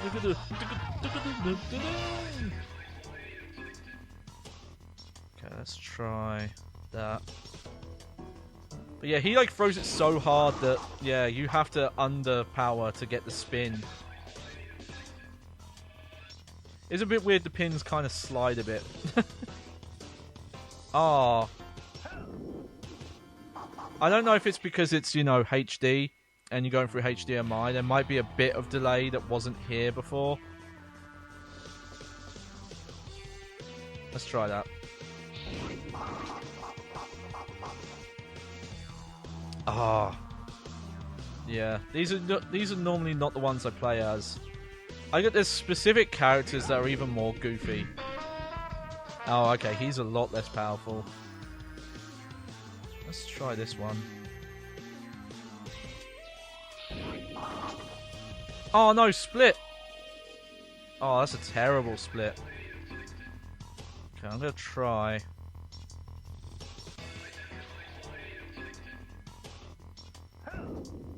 Oh! There we go. There's my best score, 202. But, okay, if I remember right, the Jacks have some really goofy stuff. I think specifically, like, their throw strength. So yeah, they have their own little HUD here as well.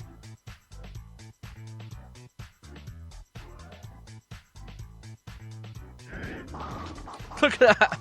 Almost 100 kilometers an hour.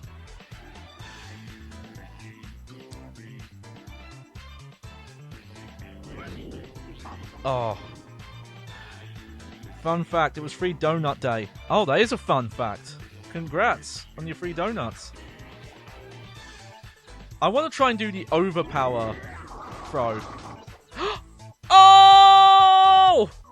Look at that replay. See, that's how powerful the Jacks are. That was at low speed.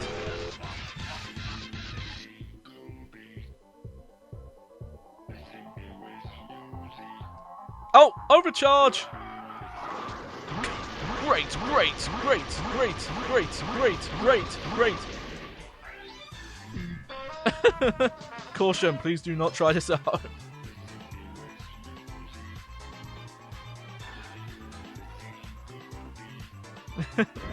They actually brought back the overcharge in Tekken 7's Tekken Bowling as well. I love it. But yeah, this is actually a really fun bowling thing. Come on, yes! I believe you get great if you do like a strike where all the pins fall down immediately. You get those like that rapid replay.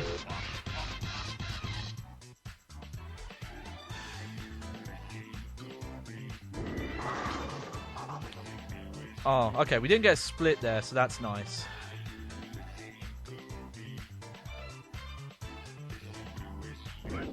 There we go. Yeah, this mode's actually a lot of fun. You actually, you know, it would be really fun with other people. Just trying out all the characters and seeing all their weird, goofy quirks. Like how broken some of them are that they do these crazy, powerful throws. I don't know who the weaker characters are. Probably Wan. I can see Wan having like the lowest power. Oh no. Actually, that might be okay. That's not too bad.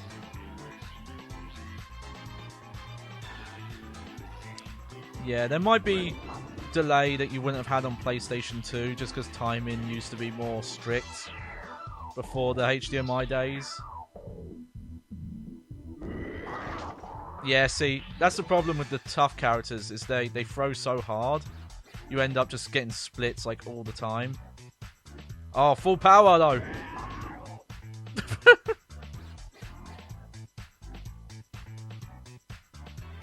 There's usually like, if you can figure out, like, there's usually a sweet spot for every character. Oh, nice! Look at that! That was awesome!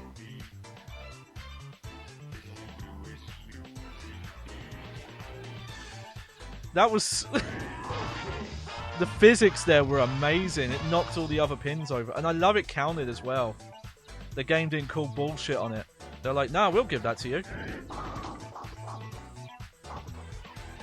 Yeah, getting strikes with the jacks is not easy.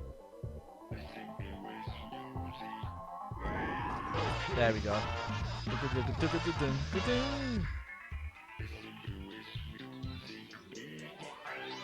we go. Like, yeah, I do better when I underthrow it. There we go. Not bad. Alright. Let's see if there's anyone else I can think of that would have goofy stuff. I want to see Wan. I want to see Devil. Because I feel like Wan might have, like, the lowest power. Oh, he definitely does. Look at that meter.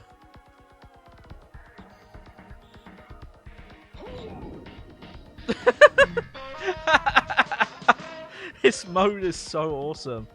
And now let's look at Devil Jin. Sorry, Devil Kazuya. In comparison. Oh yeah, he's like more than double. Oh yeah, there is a delay.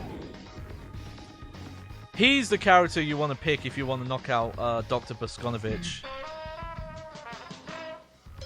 You don't even have to like go all the way to the right of the screen to do it.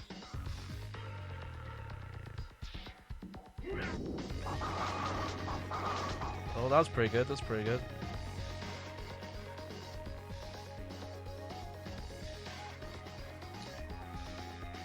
There we go. Yeah, you do have to press the button like a bit earlier than you think you do.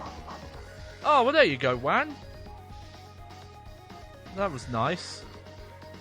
Again, showing off their Mario Metal Cap technology here.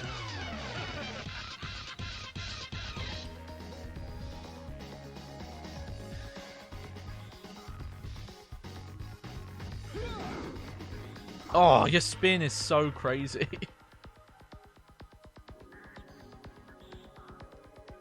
Oh, no. Oh, that might... Oh, that'll work out. I don't know why these floors are so greasy that the pins slide everywhere.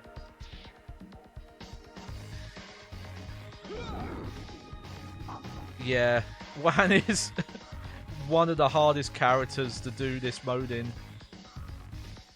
There we go, that's good.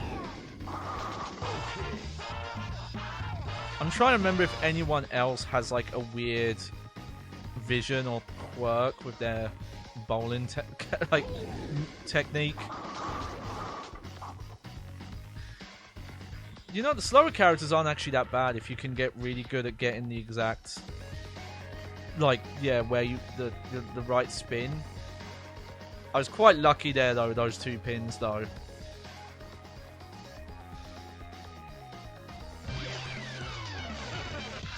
Man, the Tekken Force guys look very different in this. Later on, they got a lot more armored. There we go. Oh, look at that! Wan is secretly actually one of the best characters for bowling. Because yeah, that's basic gimmick. If they're got less power, you can usually control their spin. Like their meters don't go up as quick.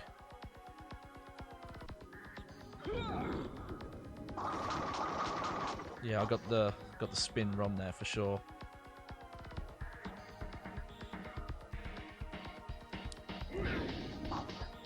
Ah.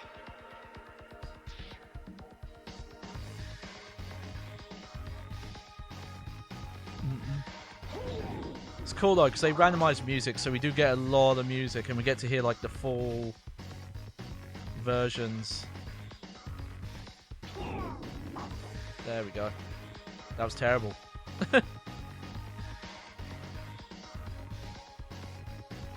Oh no!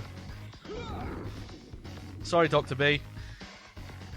I wasn't even trying to do it that time. Oh. Oh no, okay. Dr. B survived.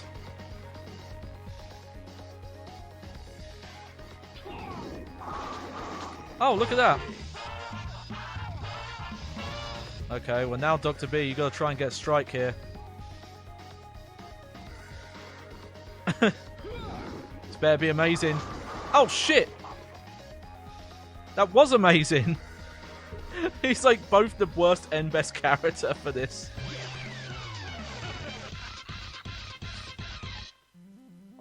Yeah, still not my best though. You can still see, got 202 seems to be my best here. Just trying to remember if there's like anyone else that has some weird gimmick.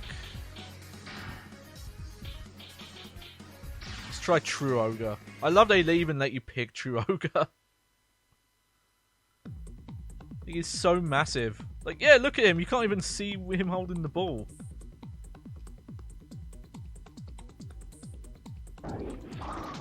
Okay. So yeah, he's...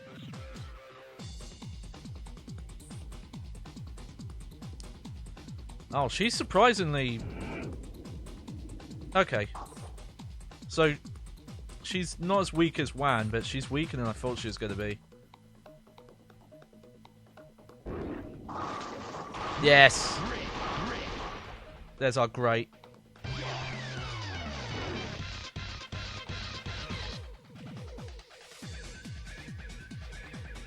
Oh, that's low speed though.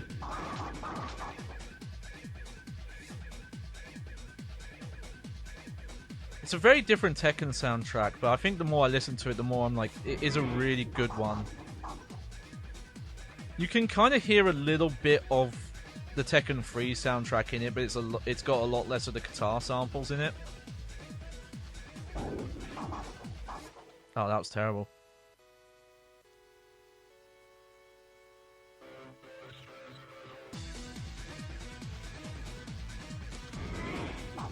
God, her voice is so weird.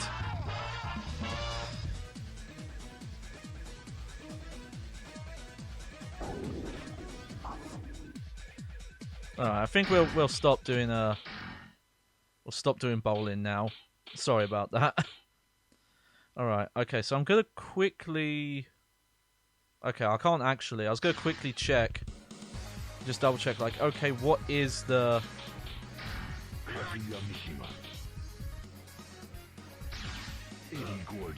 Like, what was the time attack time I have to beat? I'm pretty sure it's 6 minutes, though.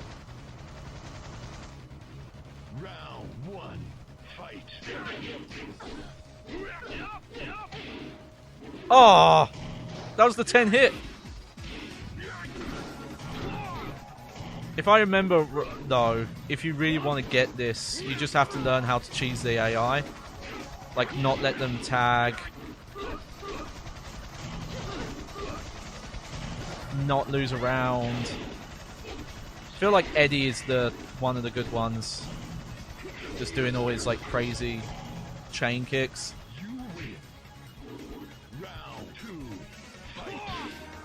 Because it is, I think it's that.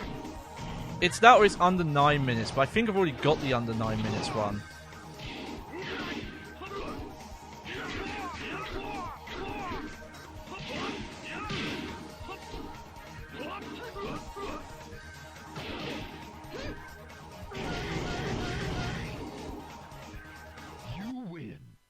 Alright, let's just try and get through this as quick as we can. This is probably going to end up being a shorter stream, because without someone to play against, and like I said, we can't play against anyone else. I might quickly load up like Tekken Tag 2 Prologue, just to show it off.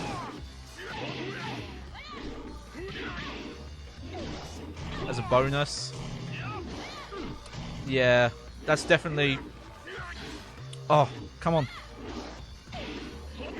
Oh, you messed up.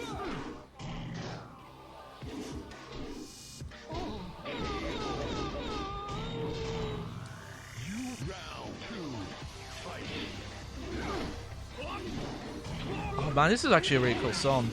I've got to listen to this soundtrack a lot more.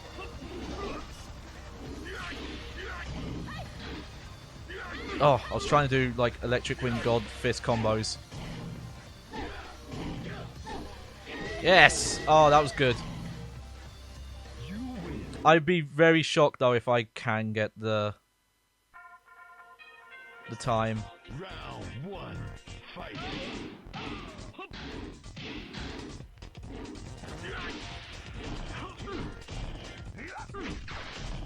Oh man, his sword looks actually really cool in this game. I actually am really looking forward to getting to Tekken 4, even though it is the black sheep of the Tekken series, just because it's such an interesting product.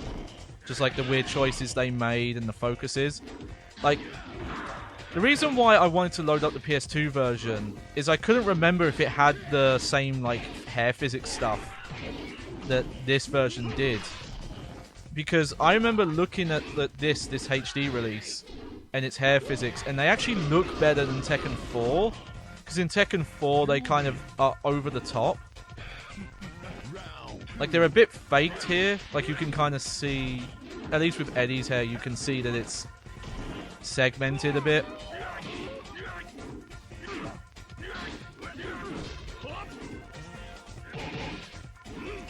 Oh.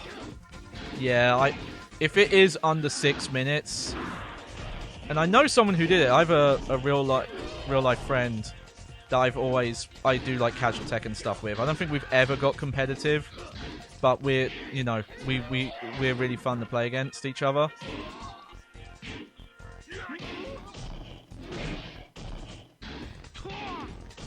And I think he managed to do it. There we go. Just gonna skip the little fins. I didn't know they had a special intro though. Round 1, fight. I wonder why.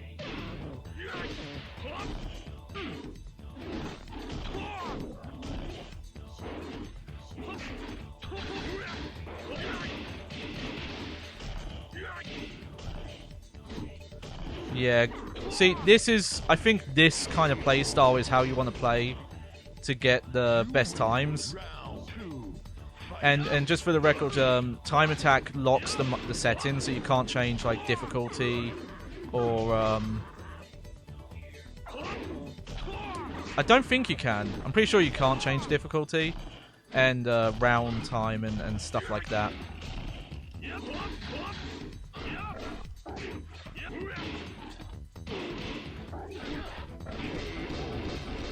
It's good thing also tag when you get the strength power up.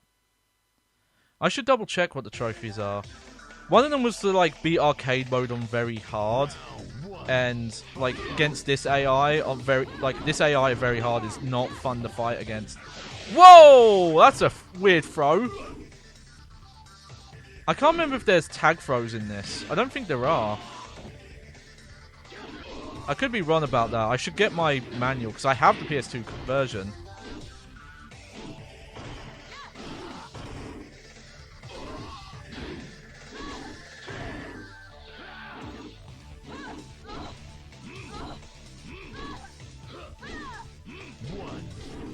One. Yeah, that was cool.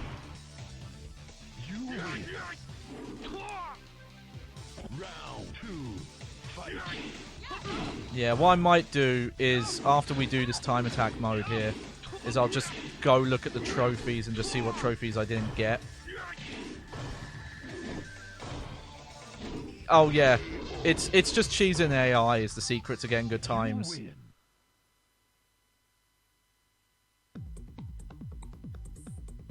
Round one, fight.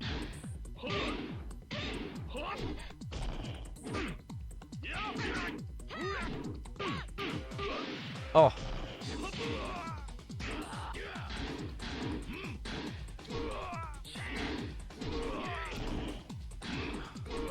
From what I... Yeah, man, even the cloth physics is, like, pretty good on the outfits here. But Tekken 4 is a really interesting game because I guess they were just really into the fact they could do, like, cloth physics and hair physics. So all the characters have, like, down on their luck, low point of their lives, oh, I'm gonna grow out my hair because my life sucks storylines.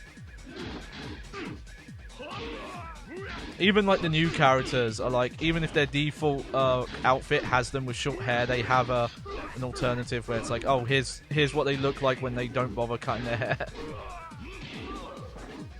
It's a shame as well Tekken is such a weird game, because it's like, all its new characters are all really good. Like, I can't think of any of them that weren't really fun. Probably Christy. Christy always felt just... It's just Eddie, just a girl. Like, okay.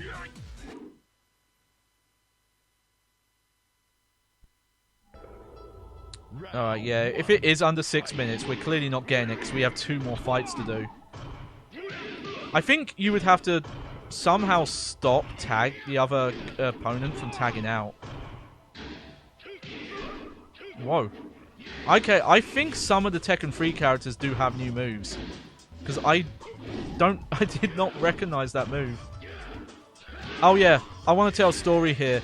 My other friend, the one I was talking about, he calls this move Dragon Kick. And when he wants to, like, troll our friends when we play Tekken, he just does that constantly. What the fuck are you doing arm breakers for? That's a real karate move there.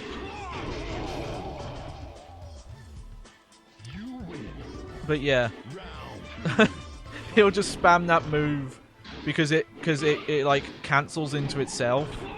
I don't know why. I don't think there's any like useful application. Oh wow, see that like flip he did in the air? That's cool.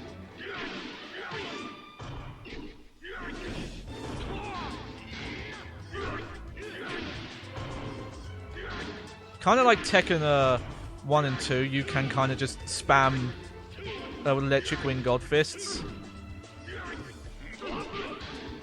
Oh, that was my fault. I should have tagged. Tag battle. Fight. You actually don't really want to let the opponent fall because they'll tag. They'll do a ground tag, and the ground tags are really hard to chase up.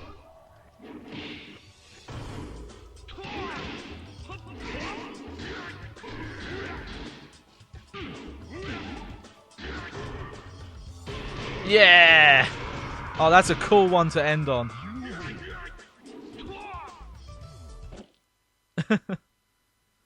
Oh man, look at that pre-render of that wolf. Look at my stand, it's a wolf. It's kind of funny because a Soul Calibur character ended up later on getting a stand that's also a wolf. It actually looks a lot like this, only it's like a bit more like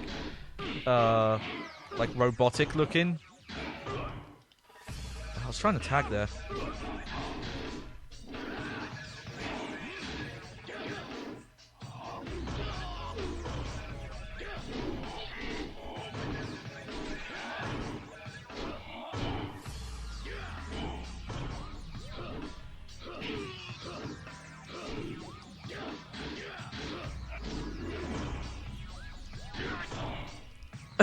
Lay into her! Oh!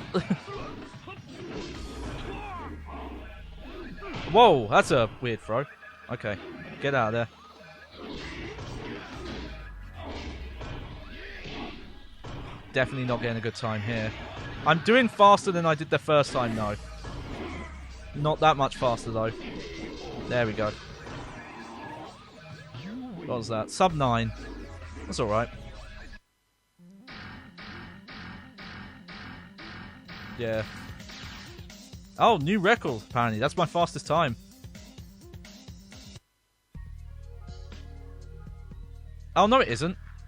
Shit, I did it in 7:30? Oh, man. That's a hard time to beat. A minute quicker. Horan and Eddie. Can definitely see which characters would be good for it, though.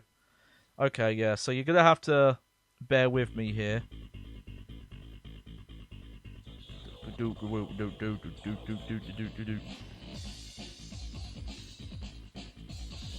Oh yeah, I've got to sync my trophies. That's alright, we can look at the sweet cutscenes in the background while I'm doing this. I'm trying to remember what the last trophies I need for this game are. Unfortunately, this is going to take a while to find, because you can't... it wasn't until the PS4 they added the ability to like go to a specific game's trophy thing. I just have to find it in the list. Get to watch some AI fights, though. Yeah, much like Tekken 3, still holds up really well, and this HD version specifically looks so good. It is a shame they didn't make it more widely released. I think of like Soul Calibur 2 HD, where that got a way wider release. Like that was digital download, and it was available on multiple systems. There it is. There we go. So you can see, look, I got 91%. So I think I'm only missing like 1 or 2 trophies. So what didn't I get? Yeah, clear time attack in under 6 minutes. The only one I didn't do. That's... wow. Okay. I wonder how I did that. Under 6 minutes. That's such a crazy time that I feel like you would have to just find some weird exploit to do that. Like, my best time is still 1:30 higher than that. There we go. Clear arcade mode on the hardest difficulty. Wow, I did that. I did that a year ago. I forgot I did that. There you go. You look at that. That's I did a couple of I did 1 trophy there in July last year. I completely forgot I got a trophy last year in this game. That's why it was like in my recent list, I guess. Okay. Alright, yeah, so I'm gonna go full screen here. We're gonna go full screen here. There's not much more to show. You can mess around with the old characters, obviously. But I don't know much about them. But again, it's just a cool evolution of just seeing like what they threw together. But I can't stress enough like how much of a visual upgrade it was from the arcade version. And, you know, as a launch title as well, I think like the only thing it's probably missing is I don't think there was a way to just do one-on-one fights in this one, which would have been awesome. Okay, now I'd be shocked if this is actually in the database, but I'm going to check quickly.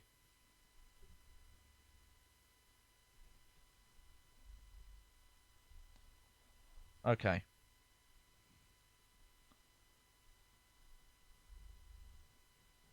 Sorry, this is going to take me a second. My computer's not going to like it. I probably should have done this on my phone. Okay, yeah. Sorry if my frames drop here. Okay. Yeah, I'll do it on my phone. Where did I put my phone? Do it on his phone, he says. Where is his phone? He threw it over here. Okay, don't worry, it will calm down. I always forget messing with the panels. So let me see if we can find this quickly. Again, it is a shame there is no way to play this online, but it was a, you know, it's just that PS2 game in HD. You know, that's what they set out to make, and it's what they did. Okay.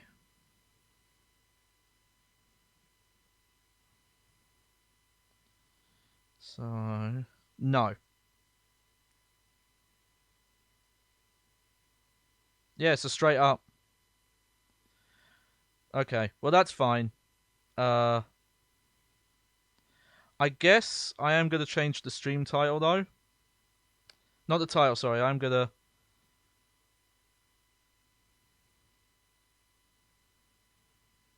to technically put this down as Tekken Tag 2.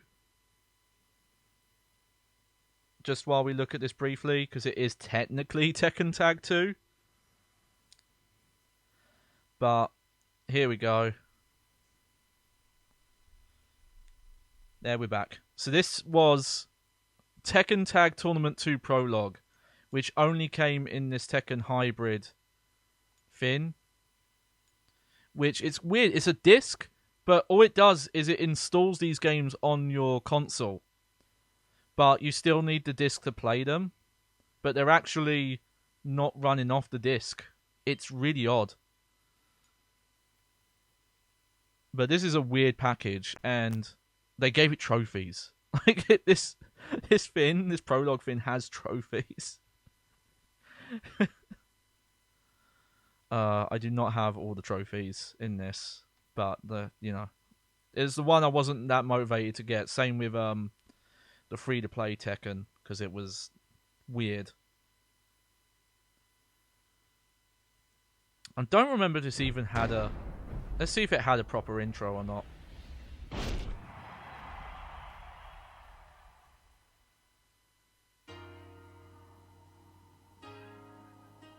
Oh, I forgot the Tekken Tag 2 opening was a remix of the Tekken Tag 1 music.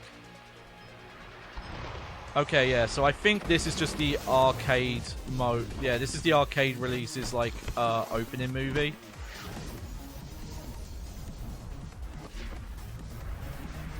I think it looks a bit weird here. Like, they've done something to the colours, because I remember when we played this on Wii U, I remember this looking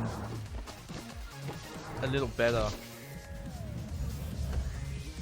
Like, the resolution's fine. Man, I don't think... I need to check. I don't think that costume is in Tekken 7.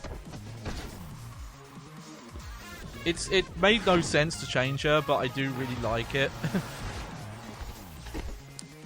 Oh, Lesser, you make me uncomfortable for some reason. I can't explain why. Okay, yeah, that's just the arcade opening. So here we go. Tekken Tag 2 Tournament. Apparently, that's the way it's called. This is Tekken Tag 2 Tournament Prologue. So, we have arcade, we have a model viewer, and we have options. So, yeah. I guess I was trying to get trophies. That's why that was on. Yeah, that's all the same. Oh, console style sense, that's good. Subtitles, wow. 3D, oh yeah, this had 3D support. So if you had a 3D TV. Oh man, I forgot. Sony went big into it. They made a couple of games that had support for like 3D stuff. Alright. So yeah, so we got 4 characters here. We got Lesser, Xiao Yu, Devil Jin, and Kazuya. And I'm pretty sure... Alessa also has... Elisa, as they call her here. I think she has... They're showing her in like her default outfit here. But I'm pretty sure she has another outfit. Yeah, this outfit. So these outfits are actually exclusive to this. I don't think they added these to the full game. I know these looks. I know the devil looks here are exclusive. So these are outfits and looks based on the movie, the Blood Vengeance, which I saw some people were like really negative on, and it's like, I'm sure it was not a masterpiece, but I was like, I just remember it being fun and stupid.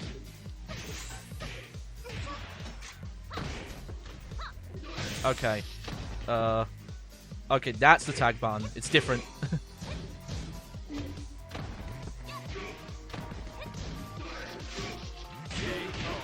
Yeah, double hit.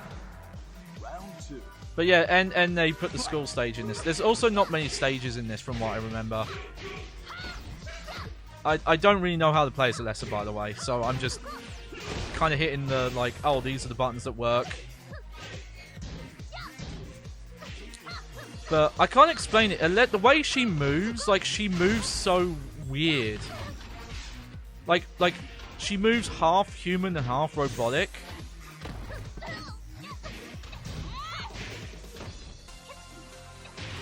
This is also a remix of the school stage music. They also made this look very similar. Like, it's higher fidelity, obviously. Wow, that's weird. They're like victory poses. I love it. It's got an arcade mode, even though there's 4 characters in it.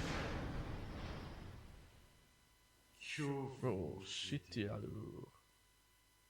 Round 1. Oh, actually, yeah, there's quite a few stages in this. I don't know why. In my head, I remembered there only being, like, 1. But this is actually... Yeah, there's actually at least 3 that I remember.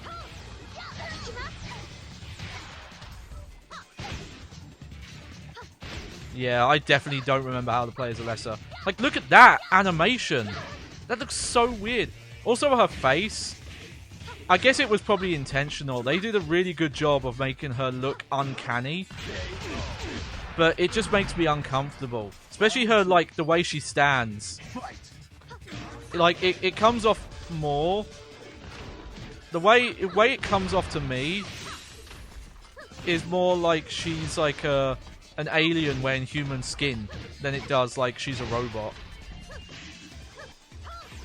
And I get what they were trying to do, like they were playing on the stereotype of like, oh, this like maidey looking girl, but she's actually like a crazy robot with chainsaw arms that don't make sense because they just disappear. But oh man, I don't like her, and it's weird how much she's become like a main character.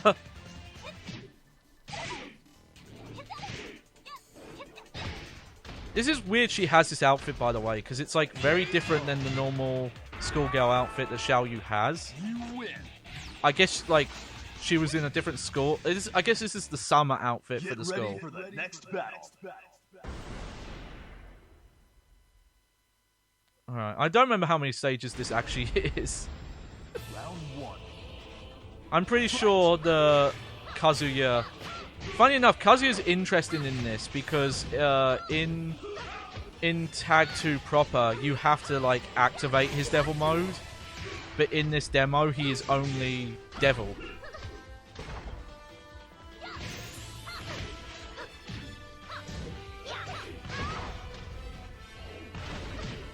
Oh yeah, there's a lot of stages in this actually.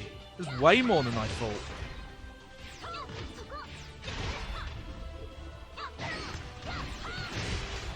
I also find her weird to fight, I think, because she has a lot of just like weird movements, like the flying in the air. She's like really hard to predict where she's gonna go.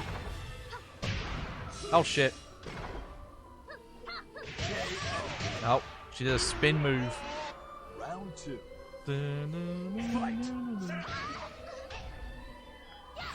Remember someone also said like Tekken Tag 2 didn't have great music, and I don't know.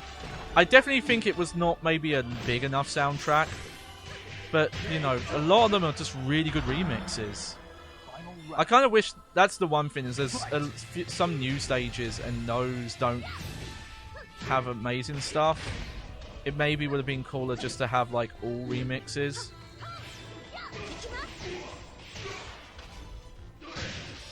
Ooh, yeah.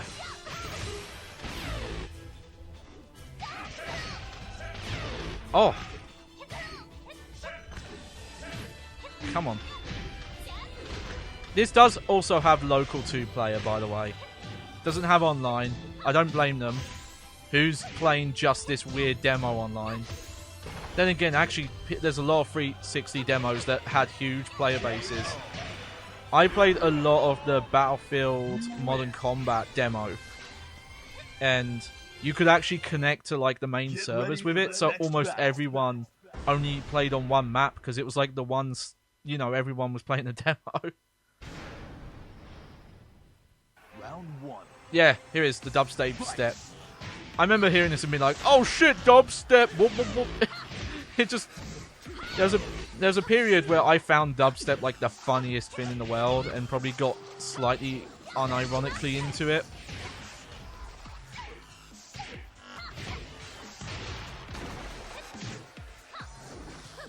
What is that kick? I'm sorry, what is that? I do not like Alyssa. Stupid fucking kick. It's ridiculous.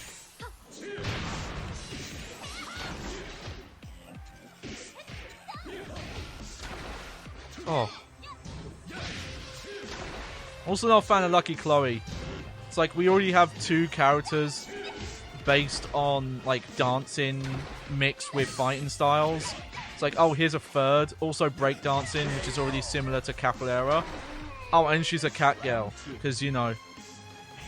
And I remember that a lot of people thought the complaint around Lucky Chloe was that, oh, it was like too goofy and weird for Tekken. It's like, no, actually, cat girl is actually like a very overused trope in fighting games. Mainly like Japanese ones, but even Skullgirls has one. It's like, no, we were moaning because I remember Harada was like, oh, if you're haters, I'm just gonna make like a bald muscly dude. He's gonna be the next character. And it's like, no, you don't get it. The issue is that she is just as generic and overused as a trope as a bald muscly dude. I'm pretty sure the Japanese audience must have also been looking at her and been like, oh great, another fucking anime cat girl. Like, Tekken is ridiculous, but it never felt like anime ridiculous. It always felt kind of ridiculous in its own isolated way. There, do that stupid kick again.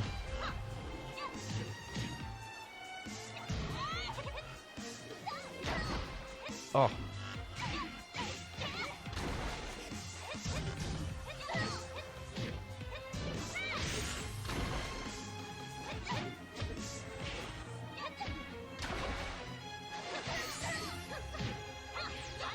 Oh no! Tag throw. Oh! Double DTT.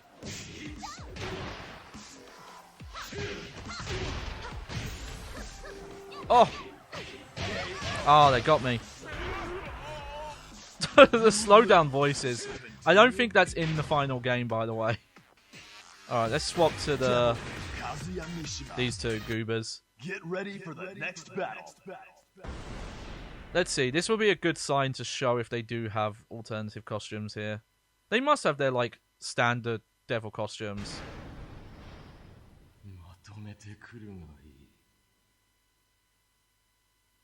Yeah, they do. Okay. That makes sense, because that just makes them, you know, easier to tell apart.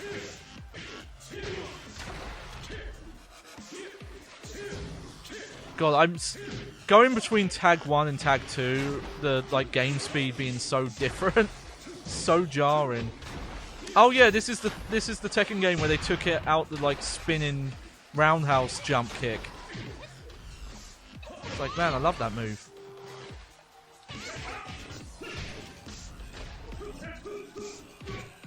Still, there's 10 hits still here though.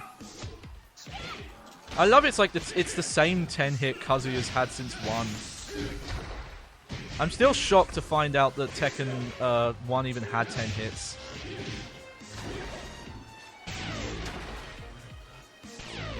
Oh, he saw it coming.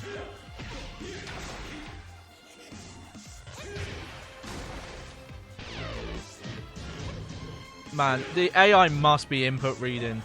Because it's like countering my lasers perfectly. It sees it coming every time.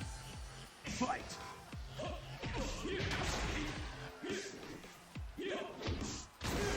Whee!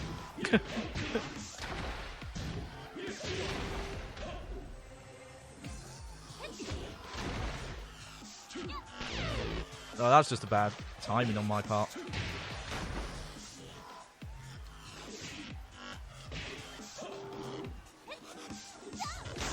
Oh. There we go. This is... Yeah, in some ways I'm glad these costumes didn't come back, because they are over-designed. It kind of reminds me of what I didn't like about a lot of the Tekken 7 new designs, where it just felt like they didn't know where to stop. It's just like, okay, yeah, we've done it. I think there's more motion blur in this than there is in the final version as well. I'm noticing, like, when you do certain moves, it's like actually the characters become blurs. And it's not a bad effect, because it does look kind of cool. Oh, okay, he does have he does have that kick. It's interesting they still gave him that, because that's the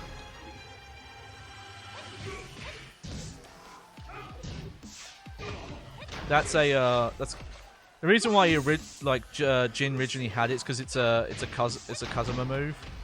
Oh man, I'm actually having trouble here.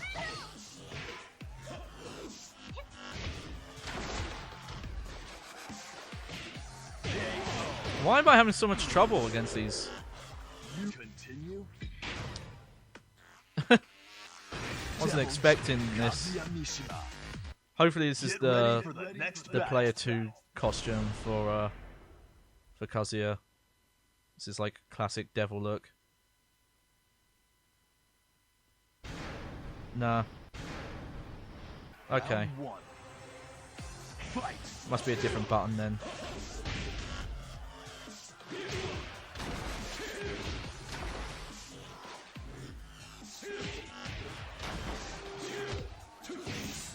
Apparently I'm just really rusty with Devil Jin.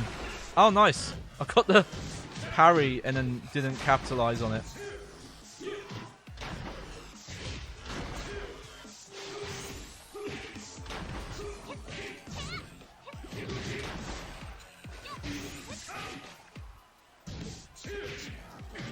Yeah, I'm definitely playing rusty.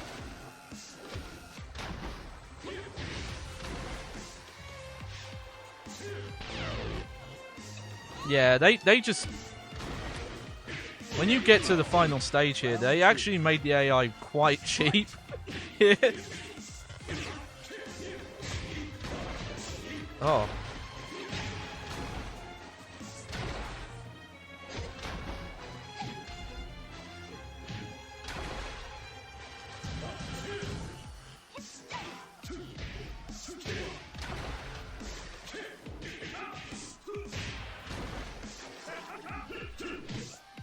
Yep.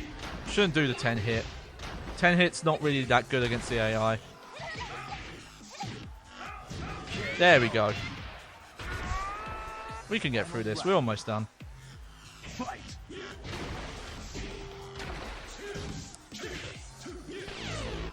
Oh, he tried to laser me.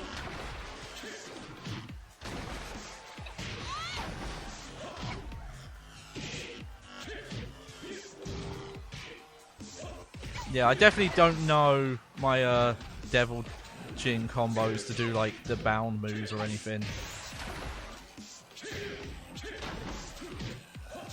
I'm pretty sure that like downward punch though bounds. Whoa!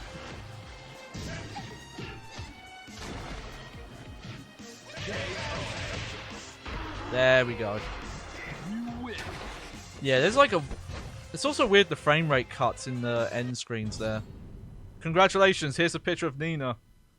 What? Why? Why?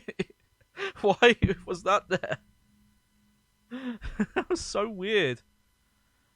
Maybe there's like multiple images of just like, oh, here you get to look at our pre-renders. Alright, well there you go. There's a model viewer. Double G. I feel like this might be like the only Tekken game with... I guess you can kind of do model viewer. Oh no, this is a proper model viewer. I think this is the only Tekken game with a model viewer like this. Because, you know, you can kind of do this in the customization menu. Oh, there's the 10 hit. That's a different one though. That's the better 10 hit though. God, yeah, these are weird designs. Like it's kind of cool that his like gauntlets turned into fins. But yeah.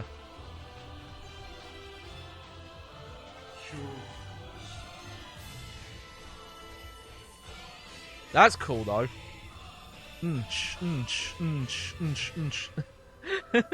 Whoa! Still, it's a dumb costume with his chains, but I still love it. It was always very weird in Tekken 5 that in all the in like the key art and the pre-rendered stuff, he had all the chains, but they were customization items, and you actually could not equip all of them at the same time. Oh, and yeah, there's the 3D stuff. Let's look at everyone else. We'll do our due diligence here.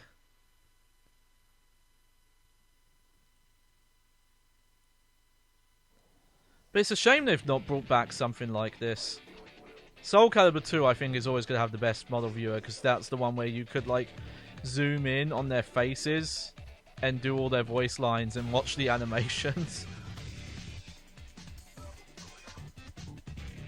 There you go. So he's still got the pants here. It's not like the full beast version. Oh, oh, oh. Oh, slap bass. Kasama.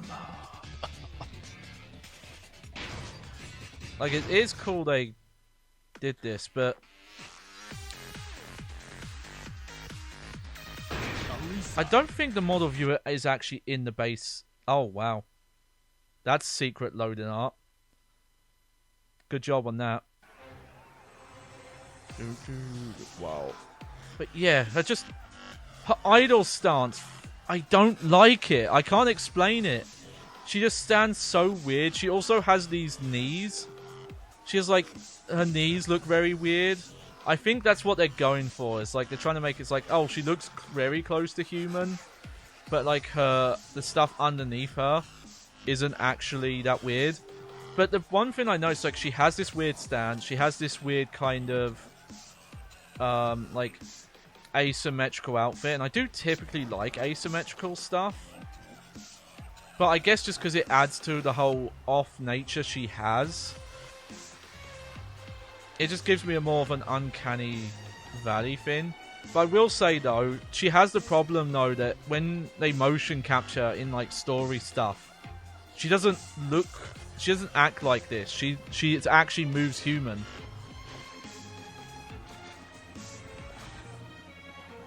Plus as well, because she's got this whole like, yeah, a gorgeous summer, like, oh, there's her 10 hit.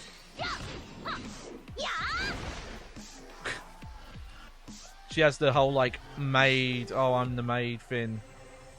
Just something about the whole of it. It's just a bit off for me. Might as well just shall you just have a look at her fin. Looks a little weird in that pre-render, I'm gonna say. I will say I didn't think Alessa, I keep saying it wrong, it's Elisa. She didn't look as weird. I like when you change the costume, it like makes her hair move. A little bit. Oh, I stopped doing it now. I'm gonna say, it's just a brief mention of it. Her Tekken 7 design is actually one of the ones I really like. Plus, they actually kind of started acting, you know... Always felt like they were very weird and cautious about acknowledging that Xiao Yu is supposed to be... she's not a schoolgirl anymore. And they actually kind of made her look in Tekken 7 reflect that. Oh, hands on the hip. Oh, there you go. That's this weird package. There you go. But yeah, that's everything in this. But it was a separate release. You can tell it was quite a rush thing as well, because it even says credits to join in as a second player. But I think this wasn't released in arcades, this prologue thing. I think this was just for this thing to put in these like extra costumes based on the movie. I don't remember why. Something happened that like these are like their ultra. These are like their ultra devil forms or something.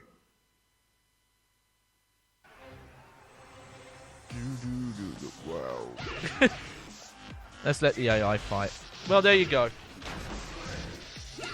The only thing I was planning to do that I didn't end up doing is I did want to load up the PlayStation 2 version of Tekken Tag 1 just to see how different it looked or the same it looked kind of thing.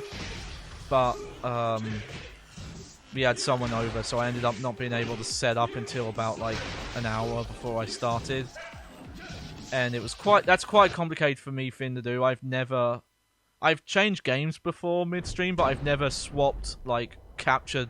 I've not changed like one capture in midstream before. So that's a bit more of a hectic thing for me to do. But yeah, the only other thing in this package is the movie Bloodlines, and I'm pretty sure I can't show that on Twitch. So yeah, we're not looking at that. But yeah, that was a fun look back at Tekken Tag 1. Again, shame there's not an easy way to do online stuff. It would be Parsec, but with my streaming situation, first off, I know I can't. I'm fairly certain I can't stream. I couldn't stream by capturing programs on my Mac. It just would die if I tried that. But also, Parsec is a bit easier to set up with friends. If you want to set like loads of viewers coming in, it's not as, randoms coming in. It's not as consistent. Yeah, that's not online. Tekken, this had online though. This actually, it launched without it, but they updated it and put online into it. It did bum me out though that it's technically not a port of the console versions. It's actually a port of the arcade versions. So it doesn't have like any of the home content, which I think that's what people actually wanted, but it was this was a very early PlayStation 3 release, and it was kind of testing the waters of putting out smaller downloadable stuff. We will get to this at some point, but what we'll probably do is I'm going to keep doing these like look-throughs at the Tekken games. We're going to do a Tekken 4 stream. I think now we're getting to the point where we can do one game per stream, because Tekken 4 and Tekken 5 have a bit of way more sizable content. And then, I don't know how much we should do a stream where we look at fucking Death by Degrees, because we have to, right? There's also Tekken Advance. We got to look at Tekken Advance. That's man, that's one of the craziest Tekken. That's the craziest Tekken release. That's such a weird product. But we will try this out, and it's a bit more awkward now. If you want, you can still buy this on PlayStation 3 because the store shutdown didn't happen. But if you want to buy it, you have to add the funds on either the website or on a PlayStation 4 or PlayStation 5. And then you can come in and buy it. But you can no longer use... you can't use cards, and I think prepaid ones as well. Apparently it's a security thing. I guess it's because they can't update to like make sure their card data is secure. So you can't use your cards within the PlayStation 3 system. So if you want to buy games on PS3, you have to add the funds. And I guess that's their reasoning. I don't know enough to say if it's bullshit or not. it is a bit bullshit because it means you know, if a game is like £11, you usually can't add very specific amounts, so you have to add extra, so you have to pay more than you actually want. So that's annoying. Death by Degrees is a Tekken spin-off. I think it's like the only. No, it's not the only one. There is also a there's also like a card, like a virtual card game that was on the WonderSwan in Japan only, but is a spin-off starring Nina Williams going on spy missions. It's a action beat 'em up. The main gimmick is it borrowed the controls style from Jet Li's Rise to Honor, which was that you moved with one stick and then you attacked using the right stick by like pointing it towards enemies and doing combos like that. I do want to stream that game one day. Rise to Honor. It is a fascinating thing. It's a first party title, like Sony made it. I need to mess with it again because I remember retrying it and I think it had really strict timing on like counters and dodging attacks.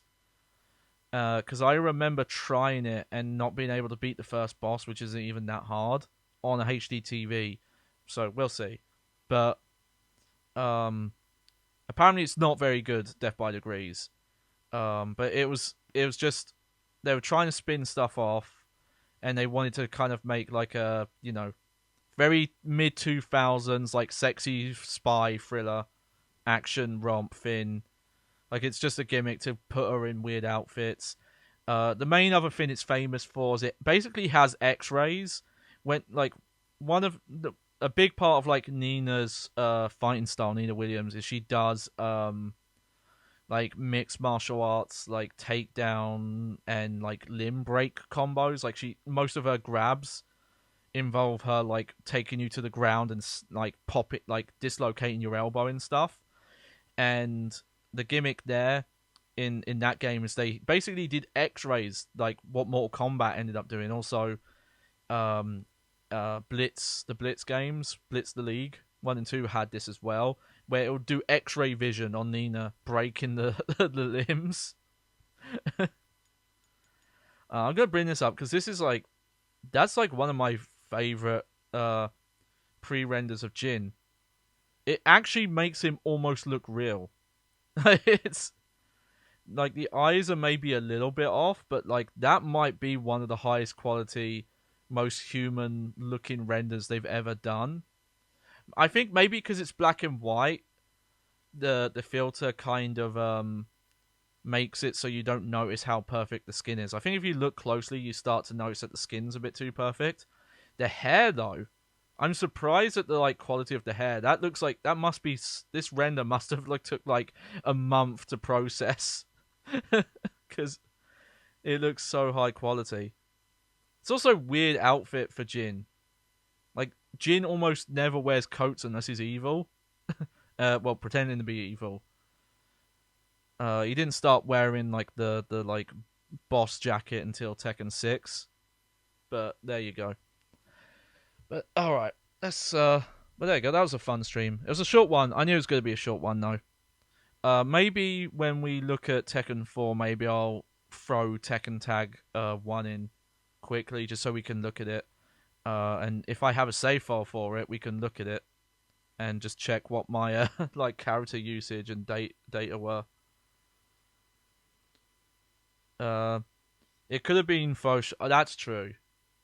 Oh, I didn't think of that.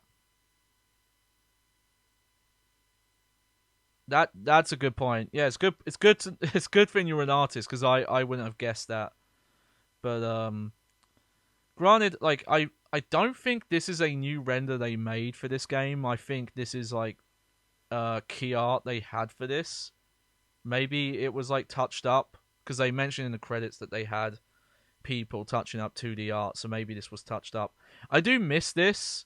This was like a gimmick that only the PlayStation 3 had, where when you highlighted the game, it would do this like full screen art. You still get it a little bit, like when you start games on Xbox One. before they boot up, you do get this, but you don't get it on PlayStation anymore. You sometimes get music. Sometimes music will play, but this stuff. And it doesn't happen with many. I don't think I have any installed to do it. I actually no. There we go. I'm not going to do that too long. There we go. But I miss this. Some games on PS4 still do the music, but they don't do this thing where they replace your theme with key art. Oh, look at these crazy PlayStation 3 games. This game's actually getting a re-release, actually. Shadow is. Space Invaders, Infinity, yep. That game got re-released, but I actually had it on PS3. Capcom, though, did not do a good job with their one. Some... That's okay. The text is a bit cheap, though. But there you go. Oh, alright. Oh, yeah, sorry. I realised you couldn't see it. Hang on. I've got to get better at that. You could hear the music. This is what I was talking about, sorry. When you would highlight games on your system and it would do this. It would, like, do full art. And a few of them have, like, music attached to them. What's super weird on PlayStation 3, I want to mention this, actually, is for some games, if you go into the save data... They also have unique art here. See? And I imagine, like, a lot of people have, like... Some don't, obviously, you can see. Some of them also play the music. And even if you don't have the game installed, it will do that. Like, if I go... this is just a weird look at the PlayStation 3, because it was such a weird system. If I go down to... There we go. Let's see. I'm trying to think of one I know that has music attached to it.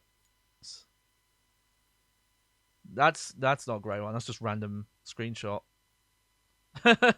Yoshimitsu versus Darth Vader. Okay, they didn't do one. Nah, you can see a lot of devs didn't bother to do the like key art with the save files.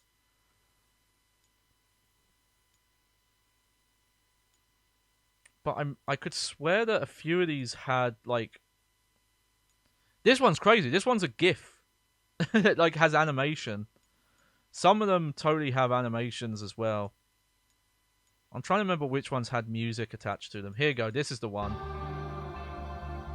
I don't have this game installed. The save file just has like music data in it. It's super weird. Anyway, there you go. That's the weird PlayStation 3 stuff. It's always fun to talk about the weird PlayStation 3 user interface and all the weird quirks of that stuff. It's a shame you don't see that stuff anymore. Like when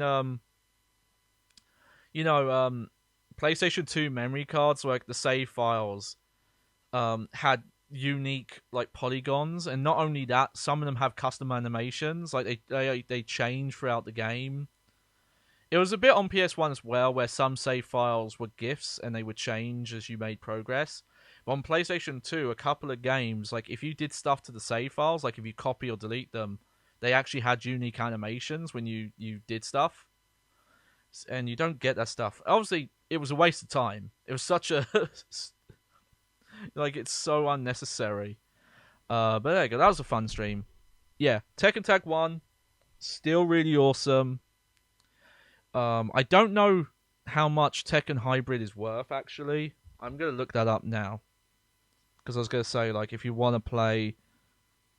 Because this is one of the HD versions where I'd say, like, yeah, if you want to play Tekken Tag 1, you're fine playing this. Like, maybe if you're really specific about the input latency, because it will be different than it was on the PlayStation 2, you'd still want to use a CRT there. But if you just want, like, a really good looking version of it, I can't recommend that enough. It's probably one of the only HD ports that doesn't have any issues, and if it does, it must be very minor. Probably because it's such a simple game that it doesn't have all the depth of field and transparent effects. Let's see, Tekken Hybrid. Okay, how much will Tekken Hybrid cost you? Okay, probably it's one of the price. Okay, when I say pricier, I mean pricier compared to others. Because a lot of PlayStation 3 games don't sell for a lot, so it's about 20 to £25. That is, let's go to dollars just so we can say, or about 30 bucks, $30. So it is one of the pricier ones. You can get that. We might as well check how much does Tekken Tag 1 go for. Granted, like it's the package is bigger than just Tekken Tag 1. Yeah, that's like it's like 4 times the price of the PlayStation 2 version of Tekken Tag. Actually, if you brought Tekken Tag 1 on PlayStation 2 and then got the PS3 version of Tekken Tag 2, it's cheaper than buying Tekken Hybrid. I mean, you're getting the movie as well. So, probably for that price, that's actually not that bad. But it is, and I kind of get it. I don't think it got a very wide release. The only reason I have it is because I'm such a stupid Tekken fan that I have. Sorry, I forget where my mic is sometimes. We're gonna go behind the bag a bit here. When you wear a bag on your head and you have to look through eye holes, your peripheral vision is kind of fucked. You don't have peripheral vision when you're a baghead, so you have to turn your head around more. You can't just look around as much. But yeah, I'm such a weird Tekken fan that I buy all the weird Tekken stuff. Like I have weird Tekken. I don't always, depending on the special editions, but like I have the special edition of Tekken 6 that came with a hoodie. And I still have that hoodie. It's a shame though, because like from the front it just has this like really tiny, like this small logo that says Tekken 6, but on the back it has the Iron Fist logo in like Japanese calligraphy style. But you can only see it on the back. And it also had a really good art book. I don't mind special editions as they have art books, but I'm not really a fan of like statues. Just that's a personal thing. Like if there's any collector's edition where the main thing is just it comes with like a statue or figure or something like that, I tend to pass on those. But there you go. I will say this is still a dip into like my younger days with Tekken, but I actually didn't play Tekken Tag 1 much until later. I got a PS2 I already got a PS1 quite late. I also got the PS2 quite late. I don't think I got PS2 until like 2000 it was either 2001 or 2002. And I hate to admit this, but for a while I didn't even have a memory card, which was you could kind of get away with that on PlayStation 1. On PlayStation 2, there's just straight up like, oh, you can't do anything. But I think I actually got Tekken 4 first, and then eventually got Tekken Tag 1 a bit later. At the time, I didn't know the Tekken 2 characters as much. I like kind of watched my sister play Tekken 2, but Tekken 3 was the one I actually played. So I think I didn't really care much about the characters more until I saw them in like Tekken like 4 and 5. You didn't get PS2 until 2007. Hey, it happens. But also, you know, if you've never got a PS2 and you want to go back and just play some PS2 games, like there are, I'll be frank, hundreds of games probably on the PlayStation 2 that still hold up and are still just as fun to play. Like all you really have to do is, you know, get component cables, and obviously if you're in my region you have to worry about PAL stuff that isn't PAL optimized properly. I found out recently, I didn't know this, so there actually was a display mode that consoles could do called PAL 60, where they could display a PAL signal at 60 Hz instead of doing an NTSC signal. It would still be essentially the same resolution and refresh rate as NTSC, but the actual like signal and color spacing was PAL. And that's the funny thing actually is PAL color stuff is actually a little bit better than NTSC, so you could get best of both worlds. but the PlayStation 2 never supported it. The Dreamcast was the first console to use it, and then the Xbox had it, and apparently almost the entire library could do it, which I didn't know about. And the GameCube also could do it a bit. Though, in my experience, not a lot of games must have used it because I messed with my sister's GameCube. Maybe if you're using, I assume, and I didn't have component cables when I tested it. Apparently, getting component cables for GameCubes are actually really expensive, and I already have component cables for the Wii, so I can just play them through there. Res Evil Remake was not power optimized, and Phantasy Star Online wasn't power optimized either. Those games run a lot slower, and it's noticeable. It's like impossible to go back to the PAL versions of those games. They fucking suck. I'll have to do more research on that, but I didn't know that. There's still stuff to learn about it, and yeah, if you want to get back into like older gaming, and you're interested in this stuff, because again, this stuff does hold up. You can play these games, and if you're not there is a subset of like the mainstream that just want to look at the new shiny graphics. The current boss of PlayStation, who says a lot of shitty things. One of the things he got kind of a lot of shit for, and rightfully so, is when they were doing preview events, I think for Gran Turismo 6, one of the things they set up is they had a bunch of kiosks that had every version, every release of Gran Turismo before that. And he was literally like, why would anyone want to play these old games? The visuals, they look so bad. Why would anyone want to play them? And yeah, he got, what is it, dragged over coals? Is that the phrase? But yeah, he rightfully so, he got roasted for that. It's one of the dumbest things you could say. I've mentioned him a few. I think I've mentioned it a few times. I have a nephew. He's about. I don't know if he's not 5 yet, but I think he's going to be 5 in like a month or two. And he likes video games, but he doesn't really get video games completely yet. But you know, like he's seen me play Super Nintendo, Game Boy Advance, PlayStation 2, 360, Xbox One. Like he's seen it through all the generations, and he never looks at them and goes like, "Oh, I don't want to play those old ones." Like, you know, he doesn't look at 2D games and go like, "Nah, I don't like them because they're not amazing graphics." Because it doesn't really matter. Like, you can have fun with anything. Like, he played Super Punch-Out and had fun. And I'm kind of surprised he remembered the name. He was talking to me there, he was talking about Punch-Out. I'm like, you remember that? You only played that for like 15 minutes. Played a little bit of Mega Man X. It's the first time I've seen him make a jump in a platformer. That was a big moment. But yeah, you know, I'm just saying in general, like without that weird influence of like always pushing for the best graphics and how that's actually hurt the industry because it means that games cost more and more because there's always this push for we have to go higher resolution, you have to go more photorealistic, and we're hitting that ceiling where we can only make very small incremental improvements. And it's like, yeah, just make fun shit.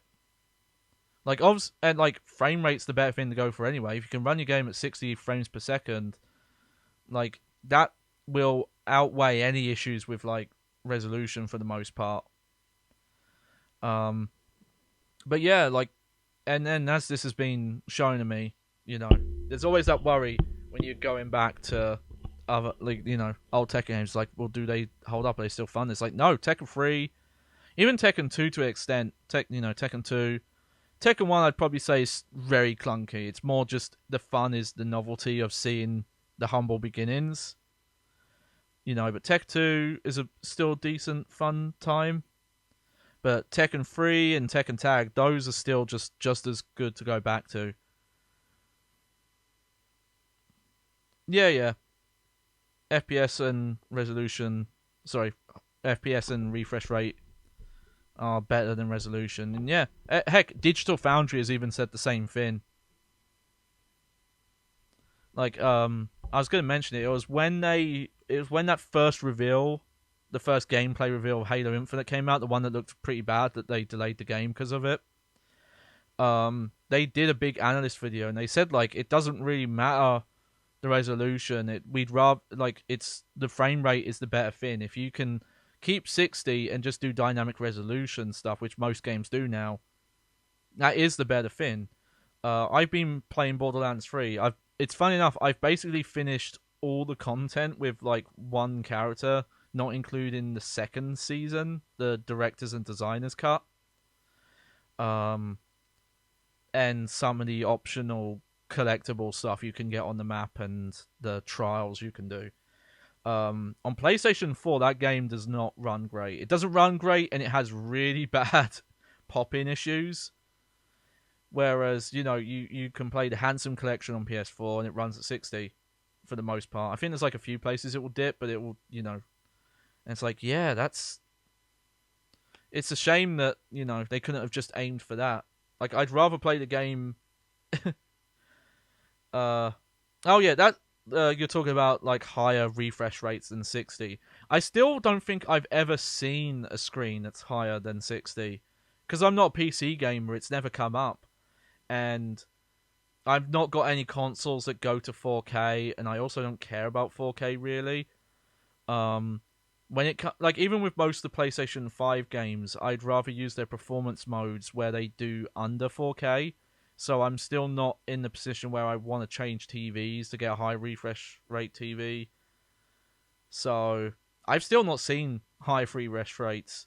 And obviously I know with fighting games, some people love that on fighting games as well, to see them at that highest fidelity. But I think that's enough of the rambling.